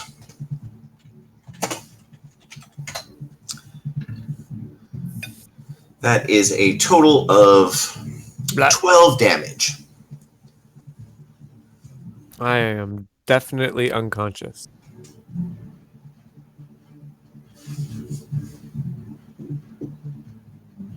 Oh, I'm dead. We definitely knew this is how it had to end. Oh, I did this on purpose. I'm what gives Rulov such a tragic backstory. Is I guess we might not. Is David just eviscerated too? Is he all right? Is he still? I'm Is he dead, David? but I'm- You're I'm clinging not on to happy. life. Yeah. All right, Edwin Hmm? is dead. David, death saving throw. Here comes for the rest of us. Thank you. Kieran, Kieran is going to go 1, kill you. 2, what? He'll kill you. 3, and he will prepare to cast Sacred Flame. He sees the thing. And he'll be like, that didn't work. How about the book? He probably hears many screams come out of the door. We died too quickly for there to be screams. Yeah, exactly. The shatter was too loud. How's the door doing after the shatter? Or did it avoid it? Because don't you have to Yeah, the see door the might have spot been you're destroyed. casting shatter? We roll to see how the door did. So Doesn't that it was have 12. So stuff in there about 30% objects? chance the door is gone. Fen, do you have to concentrate on that? Just the difficulty? I Door's can't still intact, move, but seems like it's but it's not a concentrated. good way towards being destroyed. All right, we're on to Finn. I move over here and then I take that prepared action. So then I look over at Rulof worried. Finn is up. I'm going to stay hidden and prepare an action to dash if everyone is retreating. You can't dash as a prepared action. Oh, you can't? Or you can't. You can probably dash, but you can't move as a prepared action. So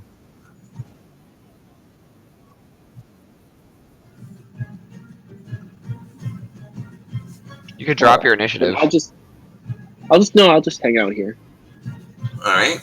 and Death saving I'll throw. try to Thank you. yeah, go for it. Go. All right. Rulof.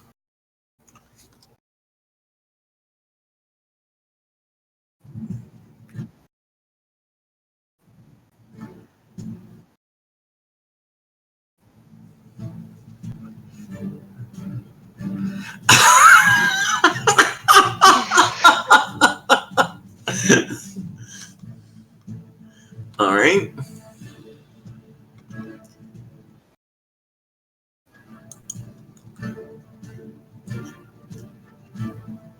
I suppose my actions could have been hasty.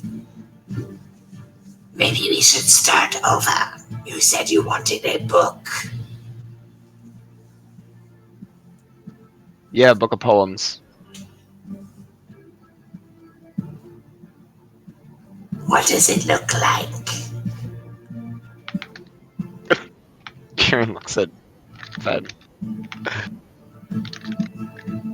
I guess 'cause everyone else is gone. All right. Death saving throw for David.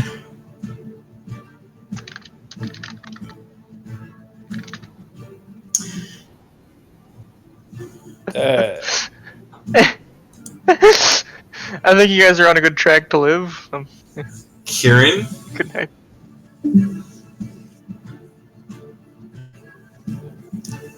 Kieran is going to take 10 feet of movement, 5 feet of movement, 5 feet of movement, 5 feet of movement, 5 feet of movement. I can barely see Rulof. I'm going to touch the tiara on my head. He says, "Good day, Naga," and then casts light on the tiara and starts walking down here. All right. Seems still strangely indifferent. Finn. I'm gonna run down here and I'll dash out following the rest of them. Enter. All right, so you guys are leaving, right? Yes. All right, just finish out your death saving throws for me for Sprite. I believe David is already dead. Yep. Oh dear lord. So, Starsky is basically relaying this tale of Bled left his companions to die.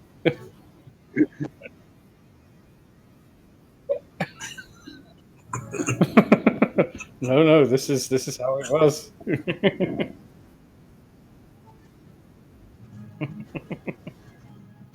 All They right, were so truly Word for word, Mana. This is how it is. Sprite. You wake up and you see the Naga is got his mouth full as he is devouring David whole.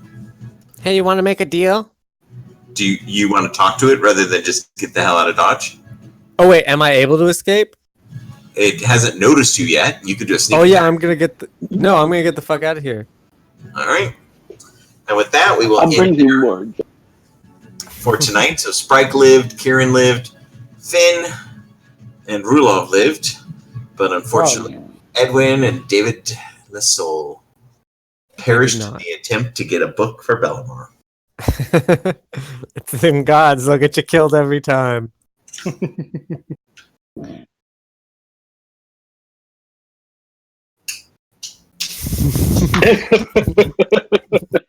Excellent. I managed to reinforce my own backstory with yours. Thank you. All right, guys, have a good night. My apologies to those who died that weren't Mana. Thanks, Bender. Don't worry, you can kill him next week. It's not in the contract. Thank right? you. Thanks, everyone. I Night. think that was pretty That fun. was a good one. And because was. two of us died, Mana, you'll get even more XP proportionally. Yeah.